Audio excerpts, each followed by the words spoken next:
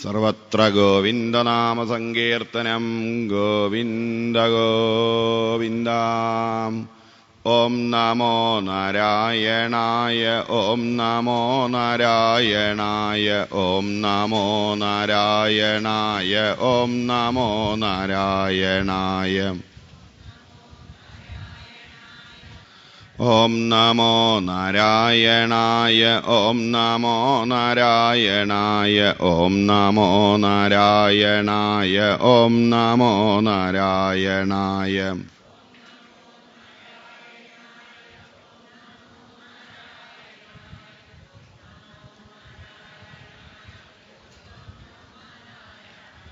ഓം നമോ നാരായണായ ഓം നമോ നാരായണായ ഓം നമോ നാരായണായ ഓം നമോ നാരായണായ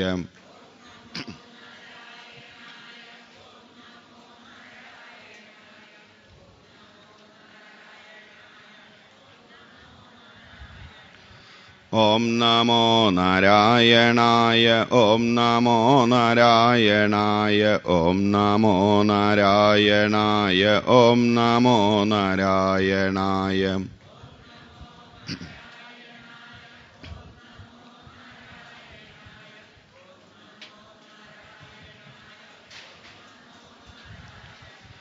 സർവത്ര ഗോവിന്ദനാമസങ്കീർത്തനം ഗോവിന്ദ ഗോവിന്ദ.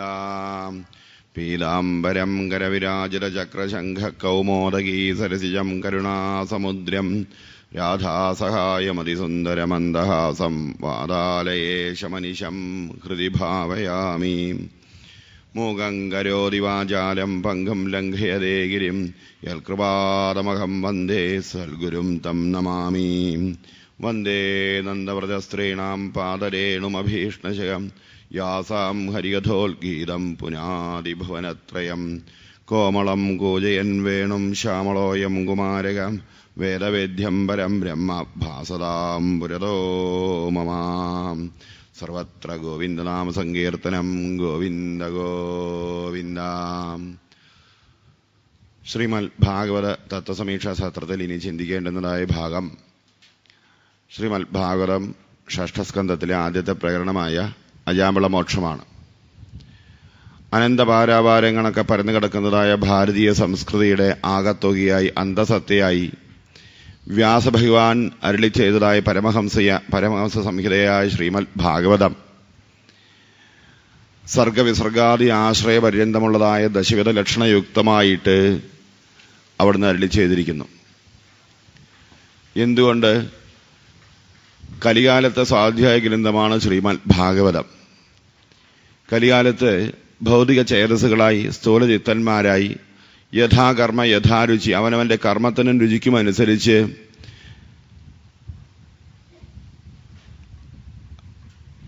വേദവിരുദ്ധമായ മാർഗത്തിലൂടെ അഥവാ അശാസ്ത്രീയമായി ഭാഗവതത്തെ വ്യാഖ്യാനിക്കാൻ ഇടയാവുമെന്നുള്ളതുകൊണ്ട്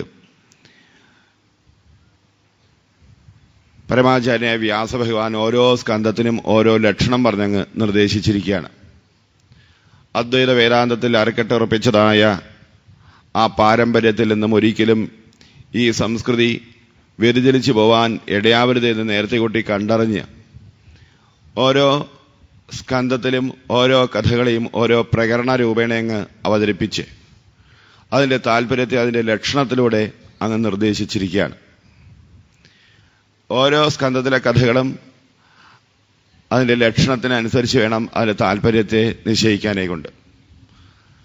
അവനവൻ്റേതായ ആശയങ്ങളോ ആദർശങ്ങളോ അതിലൊരിക്കലും കുത്തിച്ചെലുത്താതെ ഗുരുപരമ്പര പ്രാപ്തമായിരിക്കുന്നതായ ജ്ഞാനം തലമുറയായി ശിഷ്യപ്രശിഷ്യ പരമ്പര വഴിയായി പ്രചരിക്കട്ടെ എന്നുള്ളതായ സങ്കല്പത്തോടുകൂടി വ്യാസഭഗവാൻ ചെയ്തു വച്ചിരിക്കുന്നതാണ്. അതിൽ ഷഷ്ഠസ്കന്ധത്തിലെ പോഷണം എന്ന ലീലയാണ് ലക്ഷണമാണ് അങ്ങ് വർണ്ണിക്കുന്നത്. പോഷണം തദനുഗ്രഹ. എത്ര തന്നെ അജ്ഞാനത്തിന്റെ അടിത്തട്ടിൽ കിടക്കുന്നതായ ഒരു ജീവൻ തന്നെ ആയാലും ഭഗവാനെ ആശ്രയിച്ചിട്ടുണ്ടോ ഗതിയുണ്ട്.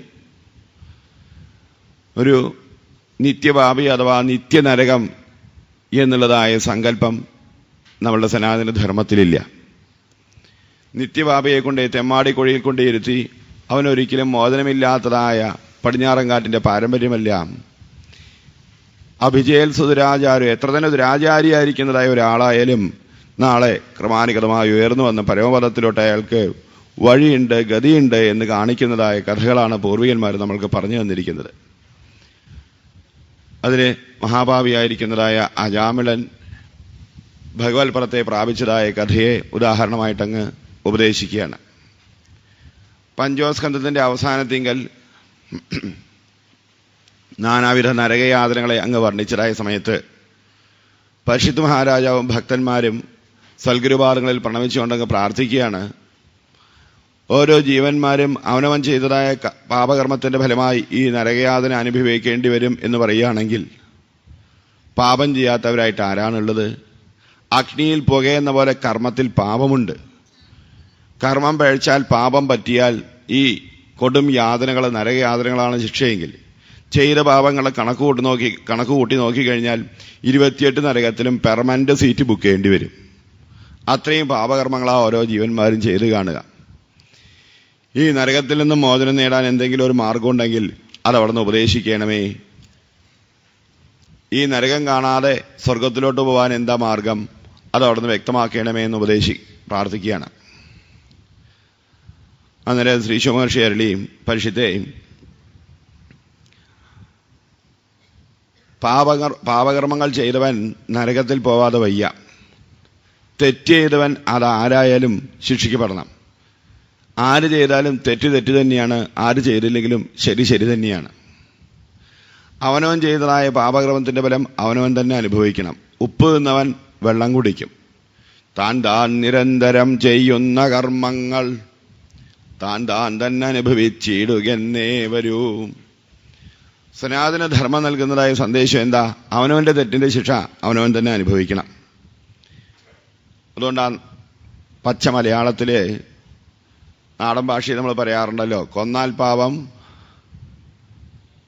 പാപം തിന്നാ തീരുന്നല്ല, തിന്നേ തീരൂ.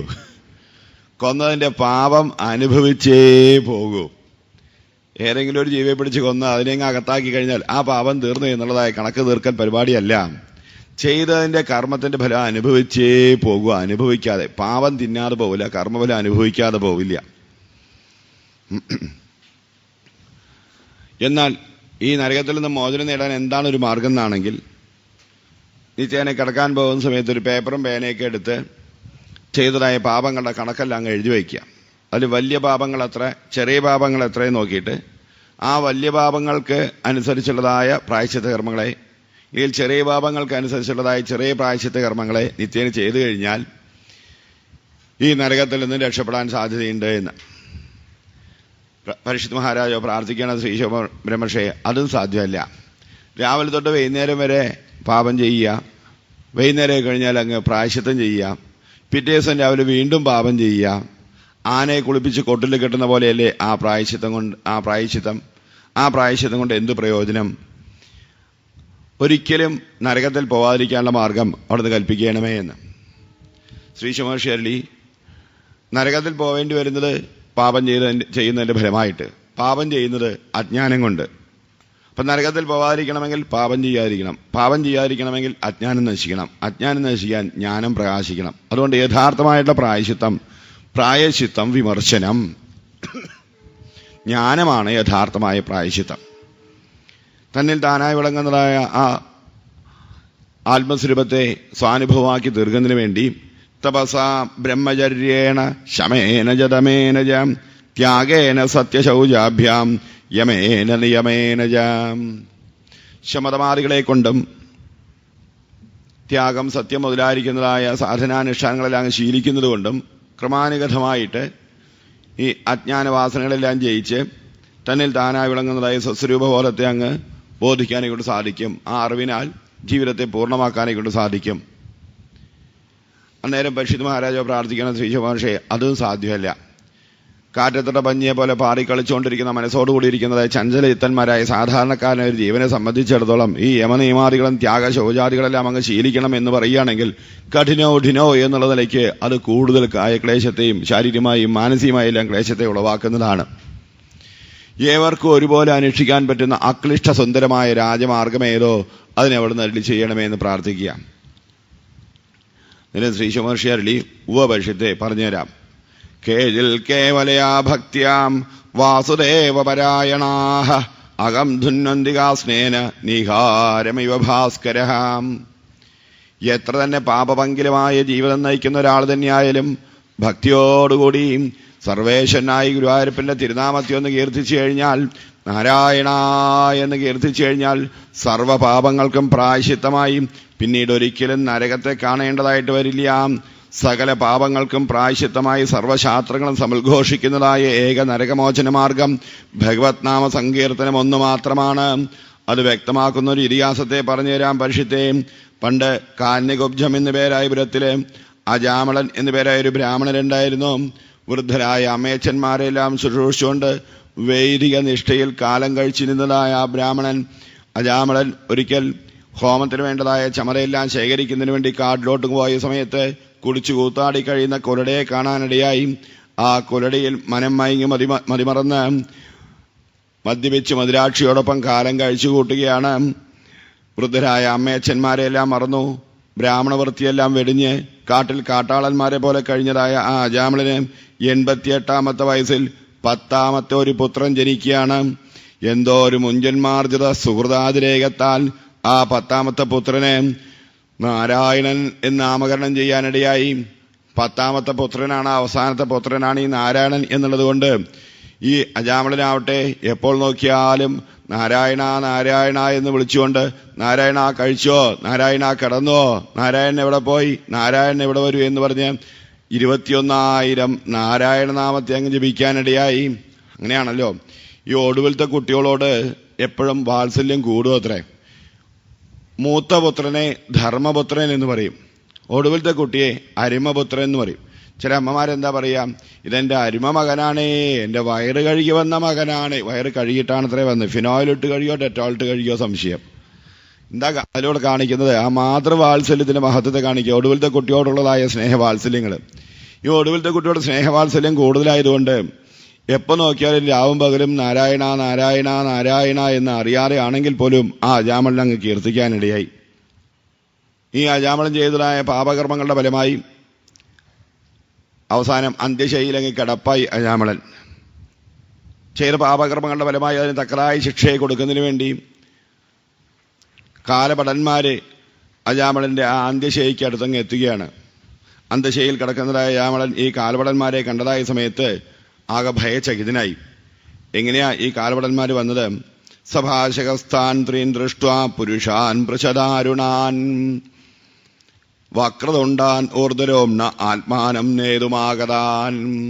കരങ്ങളിൽ കാലപാശവും കാലദണ്ഡുമേന്തിക്കൊണ്ട് ഉരുട്ടിമീഴ്ച കണ്ണുകളോടുകൂടി എടുത്തുപിടിച്ച രോമരാജികളോടുകൂടി പരിപരുത്തതായ ശരീരത്തോടുകൂടി ആര് കണ്ടു കഴിഞ്ഞാലും ഭയപ്പെടുന്നതായ ഉഗ്രമൂർത്തികളായ ഈ കാലഭടന്മാരെ കണ്ട സമയത്ത് ഭയചകിതനായ അജാമളൻ ദൂരെ കളിച്ചുകൊണ്ടിരിക്കുന്നതായ തന്റെ ഉണ്ണി നാരായണൻ ഇത് കണ്ട് ഭയപ്പെടുമോ എന്നോർത്ത് വിഷമിച്ച് ആ ഉണ്ണിയെ നോക്കി ദൂരേ ക്രീഡനകാസക്തം പുത്രം നാരായണാഹ്വയം നാരായണ എന്ന് നീട്ടി വിളിച്ചതായ വേളയിൽ ഭർത്തുർനാമ മഹാരാജ പാർഷദാസകസാപതൻ. ആ നാരായണ എന്നുള്ളതായ 4 അക്ഷരം 4 സ്വരൂപം ഉണ്ട പോലെ 4 വിശ്വഭാഷണന്മാരങ്ങ് ചാടി വീഴുകയാണ്, ആവിർഭവിക്കുകയാണ്. ഹേ മഹാരാജൻ പരിഷിത്തെ, സംശയിക്കേണ്ട. എത്ര തന്നെ പാപമംഗലമായി ജീവിതം നയിക്കുന്ന ഒരാളായാലും നാരായണ എന്നുള്ള 4 അക്ഷരം നാവിൽ വന്നു കഴിഞ്ഞാൽ ഭഗവാൻ കൈവടിയില്ല. ഏത് രൂപത്തിലായാലും ആ നാമസ്വരൂപേണ അങ്ങ് ആവിർഭവിക്കും. ഈ വിഷ്ണുഭാഷന്മാർ 4 പേരങ്ങ് ആവിർഭവിച്ചില്ലേ? ആ കാലഭടന്മാരെ പുറംകൈ കൊണ്ട് തള്ളി മാറ്റുകയാണ്. തൊട്ടുപോകരുത് ഈ അജാമളനെ, നിങ്ങൾക്ക് എന്താർഹതയുണ്ട് ഈ അജാമളനെ തൊടാനായിട്ട്? എവിടേക്കാ കൊണ്ടുപോകുന്നത്? ഒരു പ്രകാരത്തിലും കൊണ്ടുപോകാൻ സമ്മതിക്കില്ലെന്ന് പറഞ്ഞ് പല ആൾക്കാരെയാണ് ആ കാലഭടന്മാരെ തള്ളി മാറ്റിയതായ സമയത്ത് കാലഭടന്മാരാവട്ടെ ആശ്ചര്യശബ്ദരായി അങ്ങ് നോക്കി നിൽക്കുകയാണ്. ഇവരാരാണ്? കസ്യവ കുതായാത കസ്മാദസ്യ നിഷേധത. ധർമ്മദേവന്റെ ഭടന്മാരായ ഞങ്ങളെ പുറം കൈകൊണ്ട് തള്ളിമാറ്റാൻ തക്കതായ ധൈര്യം ഇവർക്ക് എവിടെ നിന്ന് വന്നു? ഇന്നേ വരെ ഇങ്ങനെയുള്ളതായ ആൾക്കാരെ കാണാനേ കൊണ്ട് സാധിച്ചിട്ടില്ല. ഞങ്ങൾ കണ്ടതെല്ലാം ഞങ്ങളെ പോലെയുള്ള ആൾക്കാരെയാ കണ്ടിരിക്കുന്നത്. ഇവരാവട്ടെ സർവേ പത്മബലാശാക്ഷാഹ പീതകൗശേയവാസസകം, പീതാംബരധാരികളായി ശംഖചക്രകഥാപത്മധാരികളായി സർവാംഗ സുന്ദരം ദിവ്യം നിർമ്മലം കനകപ്രഭം എന്ന് പറയുന്ന പോലെ ജോജല്യമാനരായി പ്രകാശിക്കുന്നതായി ഇവരാരാണ്? അറിയാൻ സാധിക്കുന്നില്ലല്ലോ എന്നോർത്ത് നിർനിമേഷഗാത്രരായി നോക്കി നിൽക്കുന്നതായ വേളയിൽ വിഷുഭാഷന്മാരൊക്കെ ചോദിക്കുകയാണ്, നിങ്ങൾ എന്തിനാ ഈ അജാമലിനെ കൊണ്ടുപോകുന്നത്? എവിടെന്നാ വരുന്നത്? ആരാ എന്ന് ചോദിക്കുകയാണ്. കാലഭടന്മാരെ അറിയിക്കുകയാണ്, ഞങ്ങൾ ധർമ്മദേവന്റെ ഭടന്മാരാണ്. ഈ അജാമളൻ ചെയ്തതായ പാപകർമ്മങ്ങൾക്കനുസരിച്ച് തക്കതായ ശിക്ഷയെ കൊടുക്കാൻ വേണ്ടി വന്നിരിക്കുകയാണ്. ഈ അജാമളൻ ഉത്തമകുലജാതനായി മഹാബ്രാഹ്മണനായി ജനിച്ച് ബ്രാഹ്മണ വൃത്തിയെല്ലാം വെടിഞ്ഞ് കാട്ടിൽ വന്ന് കുലടോടൊപ്പം കുടിച്ചു കൂത്താടി പാപകർമ്മങ്ങളെ ചെയ്യാനിടയായിരിക്കുകയാണ്. തക്കതായ ശിക്ഷയെ കൊടുക്കാൻ വേണ്ടിയാണ് ഞങ്ങളിതാ ഈ അജാമളനെ കൊണ്ടുപോകാൻ വന്നിരിക്കുന്നത് എന്നറിയിച്ചതായ സമയത്ത് വിഷുഭാഷന്മാർ ചോദിക്കുകയാണ്, ഹഹാ, നിങ്ങൾ ധർമ്മദേവന്റെ ആൾക്കാരാണോ? എങ്കിൽ നിങ്ങളോടൊന്ന് ചോദിക്കട്ടെ, എന്താണ് ധർമ്മം എന്ന് വെച്ചാൽ? ധർമ്മത്തിന്റെ മർമ്മത്തെക്കുറിച്ച് മനസ്സിലാക്കിയിട്ടാണോ വന്നിരിക്കുന്നത്? ധർമ്മസ്വരൂപത്തെ നിങ്ങൾ നിരൂപിച്ചിട്ടുണ്ടോ എന്ന് ചോദിക്കുകയാണ്. കാലഭടന്മാരങ്ങ് അറിയിക്കുകയാണ്, ഉവ്വ, ഞങ്ങളത് അറിഞ്ഞിട്ട് തന്നെയാ വന്നിരിക്കുന്നത്. വേദപ്രണിഹിതോ ധർമ്മ ഹ്യധർമ്മസ്ഥൽ വിപര്യേഹാം. വേദത്തിൽ എന്ത് പറഞ്ഞിട്ടുണ്ടോ അതാണ് ധർമ്മം. വേദവിരുദ്ധമായിരിക്കുന്ന മാർഗം എന്തോ അത് അധർമ്മമാണ്. വേദവിരുദ്ധമായ അധാർമികമായ മാർഗത്തിലൂടെ ആരെല്ലാമാണോ ചരിക്കുന്നത് അവർക്ക് തക്കതായ ശിക്ഷയെ കൊടുക്കാൻ വേണ്ടിയിട്ടാണ് ഞങ്ങൾ വന്നിരിക്കുന്നത്. ഈ പാപജീവനെ കൊണ്ടോ ഈ തക്കതായ ശിക്ഷയെ കൊടുത്ത് ശുദ്ധീകരിക്കുന്നതിനെ കൊണ്ട്. ഓഹോ, വേദവിരുദ്ധമായ മാർഗത്തിലൂടെ അധാർമികമായ മാർഗത്തിലൂടെ ആരെങ്കിലും ചരിക്കുന്നുണ്ടെങ്കിൽ അവരെ പിടിച്ചുകൊണ്ടുപോകാൻ വേണ്ടിയാണ് നിങ്ങൾ വന്നിരിക്കുന്നതെങ്കിൽ ആരെല്ലാമാണ് വേദവിരുദ്ധമായ മാർഗത്തിലൂടെയുള്ള കർമ്മങ്ങൾ ചെയ്യുന്നത്? അങ്ങാകലിയിരിക്കുന്നതായി സംയമനീയപുരിയിലിരിക്കുന്നതായി ധർമ്മദേവന് അതെങ്ങനെ അറിയാനേ കൊണ്ട് സാധിക്കും എന്നാണെങ്കിൽ ഏതൊരാൾ ചെയ്യുന്ന കർമ്മവും വേണ്ട രീതിയിൽ നോക്കി നിരീക്ഷിച്ച് ഞങ്ങളുടെ ധർമ്മദേവനെ അറിയിക്കാൻ 11 സാക്ഷികളെ ചുമതലപ്പെടുത്തിയിട്ടുണ്ട്. ആരാണ്? സൂര്യോഗ്നിഗമ്മരുൽഗാവഹ സോമസന്ധ്യാഹനീദിശഃ കംകുകാലോ ധർമ്മ ഇതി ഹേദേഹ്യസ്യ സാക്ഷിണഃ. സൂര്യൻ, അഗ്നി, ആകാശം, വായു, ചന്ദ്രൻ, സന്ധ്യ, രാത്രി, പകല്, ദിക്കുകള്, ജലം, ഭൂമി, കാലം, ധർമ്മം തുടങ്ങിയിരിക്കുന്നതായ 11 സാക്ഷികള്. ഈ 11 സാക്ഷികളുടെ കണ്ണ് വെട്ടിച്ചിട്ട് ഒരു കർമ്മവും ചെയ്യാൻ ആർക്കും സാധ്യമല്ല. ഈ 11 സാക്ഷികളും കൊടുക്കുന്നതായ ഈ കർമ്മത്തിന്റെ കണക്കാവട്ടെ കൃത്യമായി അവിടെ കണക്കെഴുതി സൂക്ഷിക്കാൻ ഒരു കണക്ക് പള്ളിയെ നിയോഗിച്ചിട്ടുണ്ട്. ആരാ? ചിത്രഗുപ്തൻ. എന്തും ഗോപ്യമായി ചിത്രീകരിക്കുന്ന ആളാണ്. വേറെ ഒരാൾക്കും അറിയാതെ രഹസ്യമായി കണക്ക് സൂക്ഷിക്കാൻ പാഠവുമുള്ളതായ ആളാണ് ഈ ചിത്രഗുപ്തൻ. ഈ ചിത്രഗുപ്തന്റെ കണക്ക് വെട്ടിച്ച് ആർക്കും രക്ഷപ്പെടാനെ കൊണ്ട് സാധ്യമല്ല. എവിടെ എത്ര നിസാരമായിരിക്കുന്ന രഹസ്യമായിരിക്കുന്നതായ ഒരു കാര്യമായാലും അത് ചിത്രഗുപ്തന്റെ കണക്കിൽപ്പെടും. ആ ചിത്രഗുപ്തന്റെ കണ്ണ് വെട്ടിച്ചിട്ട് ഈ നരകത്തിൽ നിന്ന് രക്ഷപ്പെടാന്ന് വിചാരിച്ചു കഴിഞ്ഞാൽ സാധ്യമല്ല. ആരൊക്കെയാണോ സപ്താഹത്തിന് മുന്നിൽ വന്ന് സത്രത്തിൽ വന്നിരുന്ന് ഉറക്കം തൂങ്ങുന്നത് അവരുടെ കണക്കെല്ലാം കൃത്യമായി കൊടുക്കും. അതിൽ നിന്ന് ഒരിക്കലും രക്ഷപ്പെടാനെ കൊണ്ട് സാധ്യമല്ല. ആ ചിത്രഗുപ്തൻ തന്നതായ കണക്ക് പ്രകാരം ഈ അജാമളൻ മഹാഭാവിയാണ്.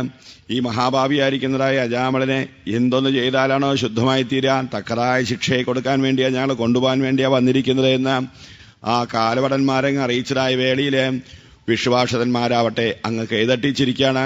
അഹോ കഷ്ടം ധർമ്മദൃശാം അധർമ്മസ്പൃശതേ സഭാം. കഷ്ടേ കഷ്ടം. ഈ രക്ഷിക്കേണ്ട ആൾക്കാർ തന്നെ ശിക്ഷിക്കാൻ ഒരുങ്ങിക്കഴിഞ്ഞാൽ പിന്നെ ഈ ലോകത്തിന് ആരുണ്ടൊരു ഗതി? വേല് തന്നെ പഞ്ചതിനാൻ തുടങ്ങിക്കഴിഞ്ഞാൽ പിന്നെ കൃഷിക്ക് വയലിനെ എങ്ങനെ നിലനിൽക്കാനേ കൊണ്ട് സാധിക്കും? ഈ പാലക്കാടൻ ഭാഗത്തൊക്കെ കർഷക തൊഴിലാളികൾ അവരുടെ കൃഷി ഇറക്കൽ കഴിഞ്ഞാൽ വേനൽക്കാലത്ത് ഒരു നാടൻ കലാരൂപമൊക്കെ കളിക്കും, പൊറാട്ട് കളി എന്നൊക്കെ പറയും. അതിലൊരു വരിയിലൊരു പാട്ടിൽ പാടുന്നുണ്ട്, പെറ്റകൊട്ടി പൊട്ടനായ മടിയിൽ വെച്ച് കൊഞ്ച നട്ടകണ്ടം കട്ടവിണ്ട എന്തു ചെയ്യും പഞ്ച. നട്ടകണ്ടം കട്ടവിണ്ടാൽ എന്തു ചെയ്യും പഞ്ച എന്ന്. ഈ കൃഷി വയല് ആ നെൽച്ചെടി നിൽക്കുന്നത് കണ്ടത്തിലാണ്, കൃഷിസ്ഥലത്താണ്. ആ കൃഷിസ്ഥലം തന്നെ ഒരു തുള്ളി വെള്ളം കിട്ടാതെ വറ്റി വരണ്ട് കട്ട വിണ്ടുപോയി കഴിഞ്ഞാൽ പിന്നെ ആ കൃഷിക്ക് എങ്ങനെ നിലനിൽക്കാനായിട്ട് സാധിക്കും? അഭയം കൊടുക്കേണ്ടവൻ, ആശ്രയമായിരിക്കേണ്ടവൻ, രക്ഷിക്കേണ്ടവൻ രക്ഷിക്കാതെ കൈവടിഞ്ഞാൽ പിന്നെ എങ്ങനെ അതിന് നിലനിൽക്കാനായിട്ട് സാധിക്കും? നിങ്ങൾ ധർമ്മദേവന്റെ ആൾക്കാരാണ്, ലോകത്തെ മുഴുവൻ രക്ഷിക്കേണ്ടതായ ആൾക്കാരാണ്. നിങ്ങൾ തന്നെ ഇങ്ങനെ അധർമ്മം കാണിക്കാൻ ഒരുങ്ങിക്കഴിഞ്ഞാൽ പിന്നെ എങ്ങനെ ഈ ലോകത്തിന് നിലനിൽക്കാനെ കൊണ്ട് സാധിക്കും? ഈ അജാമലിനെ ഒരു പ്രകാരത്തിൽ നിങ്ങൾ കൊണ്ടുപോകാനെ കൊണ്ട് അർഹതപ്പെട്ട ആൾക്കാരില്ല. ഈ അജാമലിനാവട്ടെ ഇതാ സകലവിധ പാപകർമ്മങ്ങൾക്കും പ്രായശ്ചിത്തം ചെയ്തു കഴിഞ്ഞു. ഈ ഒരു ജന്മത്തിലെ എല്ലാ ജന്മകോട്യം ഗസാമപി, കോടാനുകോടി ജന്മങ്ങളിലെ പാപങ്ങൾക്കാണ് പ്രായശ്ചിത്തം ചെയ്തിരിക്കുന്നത്. ഈ അജാമലിനോ കോടാനുകോടി ജന്മങ്ങളിലെ പ്രായശ്ചിത്തങ്ങൾക്കോ? ഞങ്ങൾക്ക് ആ കണക്കൊന്നും തന്നിട്ടില്ലല്ലോ. ഈ അജാമലിന്റെ കണക്കൊക്കെ നല്ലൊരു പ്രിന്റ് ഔട്ട് തന്നിട്ടുണ്ടേ, അതിലൊരു പ്രായശ്ചിത്തകർമ്മം ചെയ്തതായിട്ട് ഇന്നേ വരെ ഉണ്ടായിട്ടില്ല. ഇയാൾ ഏത് പ്രായശ്ചിത്തം എപ്പോഴാ ചെയ്തിരിക്കുന്നത്? ആശ്ചര്യപ്പെട്ടു പോയി കാലഭടന്മാര്. പണ്ടത്തെ കാലഭടന്മാരാണെങ്കിൽ കാലഭടന്മാർ വരുന്ന സമയത്ത് ഒരു കാലദണ്ഡം കാലഭാഷയൊക്കെയാണ് കയ്യിലുണ്ടായിരുന്നതെങ്കിൽ ഇപ്പോഴത്തെ കാലഭടന്മാർക്ക് ഒന്നുകൂടി കയ്യിൽ കാണാൻ സാധ്യതയുണ്ട്. എന്ത്? Mobile phone. ഉടനെ ഒന്ന് വിളിച്ചു ചോദിച്ചു ചിത്രഗുപ്തനോട്, ഹലോ ചിത്രഗുപ്തൻ, ഇയാള് പാപകർമ്മങ്ങൾക്ക് പ്രായശ്ചിത്തം ചെയ്തു എന്നാ പറയുന്നത്. ഏത് പ്രായശ്ചിത്തം ചെയ്തു എന്നാ എപ്പോഴാ ചെയ്തിരിക്കുന്നത്? കണക്കൊന്ന് നോക്കണേ എന്ന്. പണ്ടത്തെ പോലെയല്ല ചിത്രഗുപ്തന്റെ അവിടുത്തെ പദ്ധതികളും. അവിടെ എല്ലാം ഇപ്പൊ കമ്പ്യൂട്ടറൈസ്ഡ് ആക്കിയിരിക്കണോ, എല്ലാവരും കണക്കും കമ്പ്യൂട്ടറിൽ കയറ്റിയിട്ടുണ്ട്. ഈ ചിത്രഗുപ്തനാവട്ടെ വേഗം മൈ ഡോക്യുമെന്റ്സിൽ ചെന്ന് അജാമലിൽ നിന്നുള്ള ഫയലങ്ങ് ഓപ്പൺ ചെയ്ത് നോക്കി. ഒരു പ്രായശ്ചിത്വം ചെയ്തിട്ട് എവിടെയായിട്ടും കണ്ടില്ല. ഉടനെ ചിത്രഗുപ്തൻ പറഞ്ഞു, ഹേയ്, ആരാ അങ്ങനെയൊക്കെ പറഞ്ഞിരിക്കുന്നത്? ഇത് തൽപര കക്ഷികളുടെ കുപ്രചരണമാണ് ഇങ്ങനെയൊക്കെ ചെയ്തു എന്ന് പറയുന്നത്. അങ്ങനെ ഒരു സംഭവമേ ഇവിടെ റിപ്പോർട്ട് ചെയ്തിട്ടില്ല, പ്രായശ്ചിത്തമേ അജാമലൻ ചെയ്തിട്ടില്ല എന്ന്. കാലഭടന്മാർ ചോദിക്കുകയാണ്, ഏത് പ്രായശ്ചിത്തമാണ്, എവിടെ വെച്ചാണ് ചെയ്തത് അറിയാൻ സാധിക്കുന്നില്ലല്ലോ, ഏതാ എപ്പോഴാ ചെയ്തത്, അതൊന്ന് വ്യക്തമാക്കണമേ എന്ന് ചോദിച്ചതായ സമയത്ത് വിഷ്ണുവാർഷന്മാർ അറിയിക്കുകയാണ്, കോടാനുകോടി ജന്മങ്ങൾക്കുള്ളതായ പ്രായശ്ചിത്തം അജാമലൻ ചെയ്തിട്ടുണ്ട്. എന്താണ് ആ പ്രായശ്ചിത്തം എന്നാണെങ്കിൽ, യൽ വ്യാജഹാര വിവശോ നാമസ്വസ്തൈനം ഹരേഹം, ശ്രീഹരിയായ ഭഗവാന്റെ ജഗന്മംഗളകരമായ തിരുനാമത്തെയാണ് കീർത്തിക്കാനിടയായിരിക്കുന്നത്. ഇതിൽ പരൊരു പ്രായശ്ചിത്ത കർമ്മം ഭഗവത് നാമസങ്കീർത്തനം പോലെ വേറൊന്നില്ല. സകലവിധ പാപങ്ങൾക്കും ഏകപരിഹാരമാർഗമായി സകല ശാസ്ത്രങ്ങളും സമുദ്ഘോഷിക്കുന്നതാണ് ഭഗവത് നാമസങ്കീർത്തനം. മധുര മധുരമേതൽ മംഗളം മംഗളാനാം നിഖില നിഗമവല്ലീ സൽഫലം ചിൽസ്വരൂപം. ഭഗവാന്റെ തിരുനാമം എന്ന് പറയുന്നത് മാധുര്യമുള്ള വസ്തുക്കളിൽ വെച്ച് ഏറ്റവും മാധുര്യമുള്ളതാണ്. ഭഗവത് നാമത്തിനോളം മാധുര്യമുള്ളതായിട്ട് ഒരു പദാർത്ഥവും ഈ ലോകത്തിൽ കാണാനായിക്കൊണ്ട് സാധ്യമല്ല. എന്തെല്ലാം മധുരപലഹാരങ്ങൾ അനുഭവിച്ചാലും ഭഗവത് നാമത്തിനോളം മാധുര്യമുള്ളതായിട്ടൊന്ന് കാണാൻ സാധ്യമല്ല. പാൽപായസം ത്രിമധുരം സുഖിയഞ്ചിലേപ്പി കൽക്കണ്ടമപ്പം അവിൽ പാൽ പ്രഥമൻ തുടങ്ങി. പലരും ചുണ്ട് നനയ്ക്കാൻ തുടങ്ങി. എങ്ങനെയാ സ്വാമി ഇതിന്റെ പേരൊക്കെ പറഞ്ഞാൽ നാവില് വെള്ളം വരാതിരിക്കുക? പാൽപായസം ത്രിമധുരം സുഖിയഞ്ചിലേപ്പി കൽക്കണ്ടമപ്പം അവിൽ പാൽ പ്രഥമൻ തുടങ്ങി. സ്വാദുള്ള ഭോജ്യം ഒരുപാട് ഭുജിച്ച നാവേ നാലിറ്റു നാമസുധ നക്കി നുണച്ചു നോക്കൂ. പാൽപായസനേക്കാൾ ത്രിമധുരത്തിനേക്കാൾ കൽക്കണ്ടത്തിനേക്കാൾ മാധുര്യമുള്ളതാണ് ഭഗവാന്റെ നാമം എന്ന് പറയുന്നത്. ഓഹോ, എന്നാ ഞങ്ങൾ എത്രയോ കാലം ഈ നാമം ജപിക്കുന്നുണ്ടല്ലോ, ഇന്നൊന്നലെയൊന്നും ജപിക്കാൻ തുടങ്ങിയ ആൾക്കാരൊന്നും അല്ല. ഞങ്ങൾക്ക് ഇങ്ങനെ നാമത്തിന്റെ മാധുര്യമൊന്നും നുകരാൻ സാധിച്ചിട്ടില്ലല്ലോ. പാൽപായസം കുടിക്കുന്ന സമയത്ത് നല്ല മാധുര്യമുള്ളതായിട്ട് ഞങ്ങൾക്കറിയാം. ആഹാ, സൂപ്പറായിട്ടുണ്ട് പാൽപായസം, ആരാണവ വെച്ചത്, അടിപൊളി പായസം എന്നൊക്കെ പറഞ്ഞ് ആർത്തിയോടുകൂടി കുടിക്കും. ആരെങ്കിലും നാമം ജപിക്കുന്ന സമയത്ത് നാരായണ അസലായിട്ടുണ്ട്, നാരായണ നാരായണ നാരായണ നാരായണ നന്നായിട്ടുണ്ട്, അങ്ങനെ ആരെങ്കിലും ആർത്തിയോടുകൂടി ജപിക്കാറുണ്ടോ? ആരും ജപിക്കാറില്ലല്ലോ. നാമത്തിന്റെ മാധുര്യം അനുഭവിക്കാറില്ലല്ലോ. എന്നാണെങ്കിൽ തിരുനാമത്തിന് മാധുര്യമില്ലായെല്ലാം പനി പിടിച്ചിരിക്കുന്നതായ ഒരാൾക്ക് മധുരമുള്ളതായ ചായയോ കാപ്പിയോ കൊടുത്തു കഴിഞ്ഞാൽ അത് കശപ്പായിട്ടാ തോന്നുക. ചായക്ക് മധുരമില്ലായെയല്ല, പനിയാണ് അതിന് കാരണം. അതുപോലെ വിഷയപ്പനി പിടിച്ചിരിക്കുന്നതായ ഒരാൾക്ക് ഭഗവത് നാമത്തിന്റെ മാധുര്യം നുകരാനായിക്കൊണ്ട് സാധ്യമല്ല. വ്യാസവാൽമീകി വസിഷ്ഠാദി ആചാര്യവര്യന്മാരായി പരിശുദ്ധാന്തക്കടന്മാരായി പരമഭാഗവതന്മാരായി കഴിയുന്നതായ ആൾക്കാർക്ക് അനുഭവിക വേദ്യമായിരിക്കുന്നതാണ് ഭഗവാന്റെ തിരുനാമം എന്ന് പറയുന്നത്. വാൽമീകി ദേവമുനികാകപുസുണ്ടി തൊട്ട നാമാമൃതാസുരസമുണ്ട മഹാജനങ്ങൾ പ്രാർത്ഥിച്ചിടുന്നു പലവട്ടം അതാസ്വദിക്കാൻ 100,000 രസന കിട്ടണമെന്നു മാത്രം. നാമം ജപിച്ചു മതിയാവാതെ നാമം ജപിക്കാൻ പറ്റുന്നതായൊരു ജന്മം തരണേ എന്ന് പറഞ്ഞ് ജന്മജന്മാന്തരങ്ങളിലും തിരുനാമം കീർത്തിച്ച് അവിടുത്തെ ദാസനായി കഴിയാൻ അനുഗ്രഹിക്കണേ എന്ന് പരമഋഷീശ്വരന്മാർ പോലും പ്രാർത്ഥിക്കുന്നതാണ്. വേദാന്തഗോക്കളുടെ ദിവ്യ പയസ്സുകൊണ്ടോ യോഗീശ്വരന്റെ ഹൃദയാംബുജമാദ്യ കൊണ്ടോ പ്രേമാബ്ദിതൻ സുരുചിരാമൃതധാര കൊണ്ടോ നിർമ്മിച്ചതീ മധുരനാമമറിഞ്ഞുകൂടാം. ഇത്രയും ദിവ്യമായ മാധുര്യമുള്ളതായ ഭഗവാന്റെ നാമം ഏതൊരു പദാർത്ഥങ്ങളെ കൊണ്ടാണ് നിർമ്മിച്ചിരിക്കുന്നത്? പറയാനായി കൊണ്ട് സാധ്യമല്ല. അനുഭവിച്ചറിയേണ്ടതാണ് ഭഗവത് നാമത്തിന്റെ മാധുര്യം എന്ന് പറയുന്നത്. മംഗളം മംഗളാനാം, സകലവിധ കർമ്മങ്ങൾക്കും മംഗളത്തെ കൊടുക്കുന്നതാണ്. ഏതൊരു പ്രവൃത്തി ആരംഭിക്കുന്ന സമയത്തും ഭഗവാന്റെ തിരുനാമം കീർത്തിച്ച് ആരംഭിച്ചുകൊള്ളൂ, എല്ലാം മംഗളമായി പര്യവസാനിക്കും. ഒരു യാത്ര ആരംഭിക്കുകയാണ്, ഭഗവാന്റെ തിരുനാമം കീർത്തിച്ച് ആരംഭിച്ചോളൂ, യാത്ര മംഗളമായി പര്യവസാനിക്കും.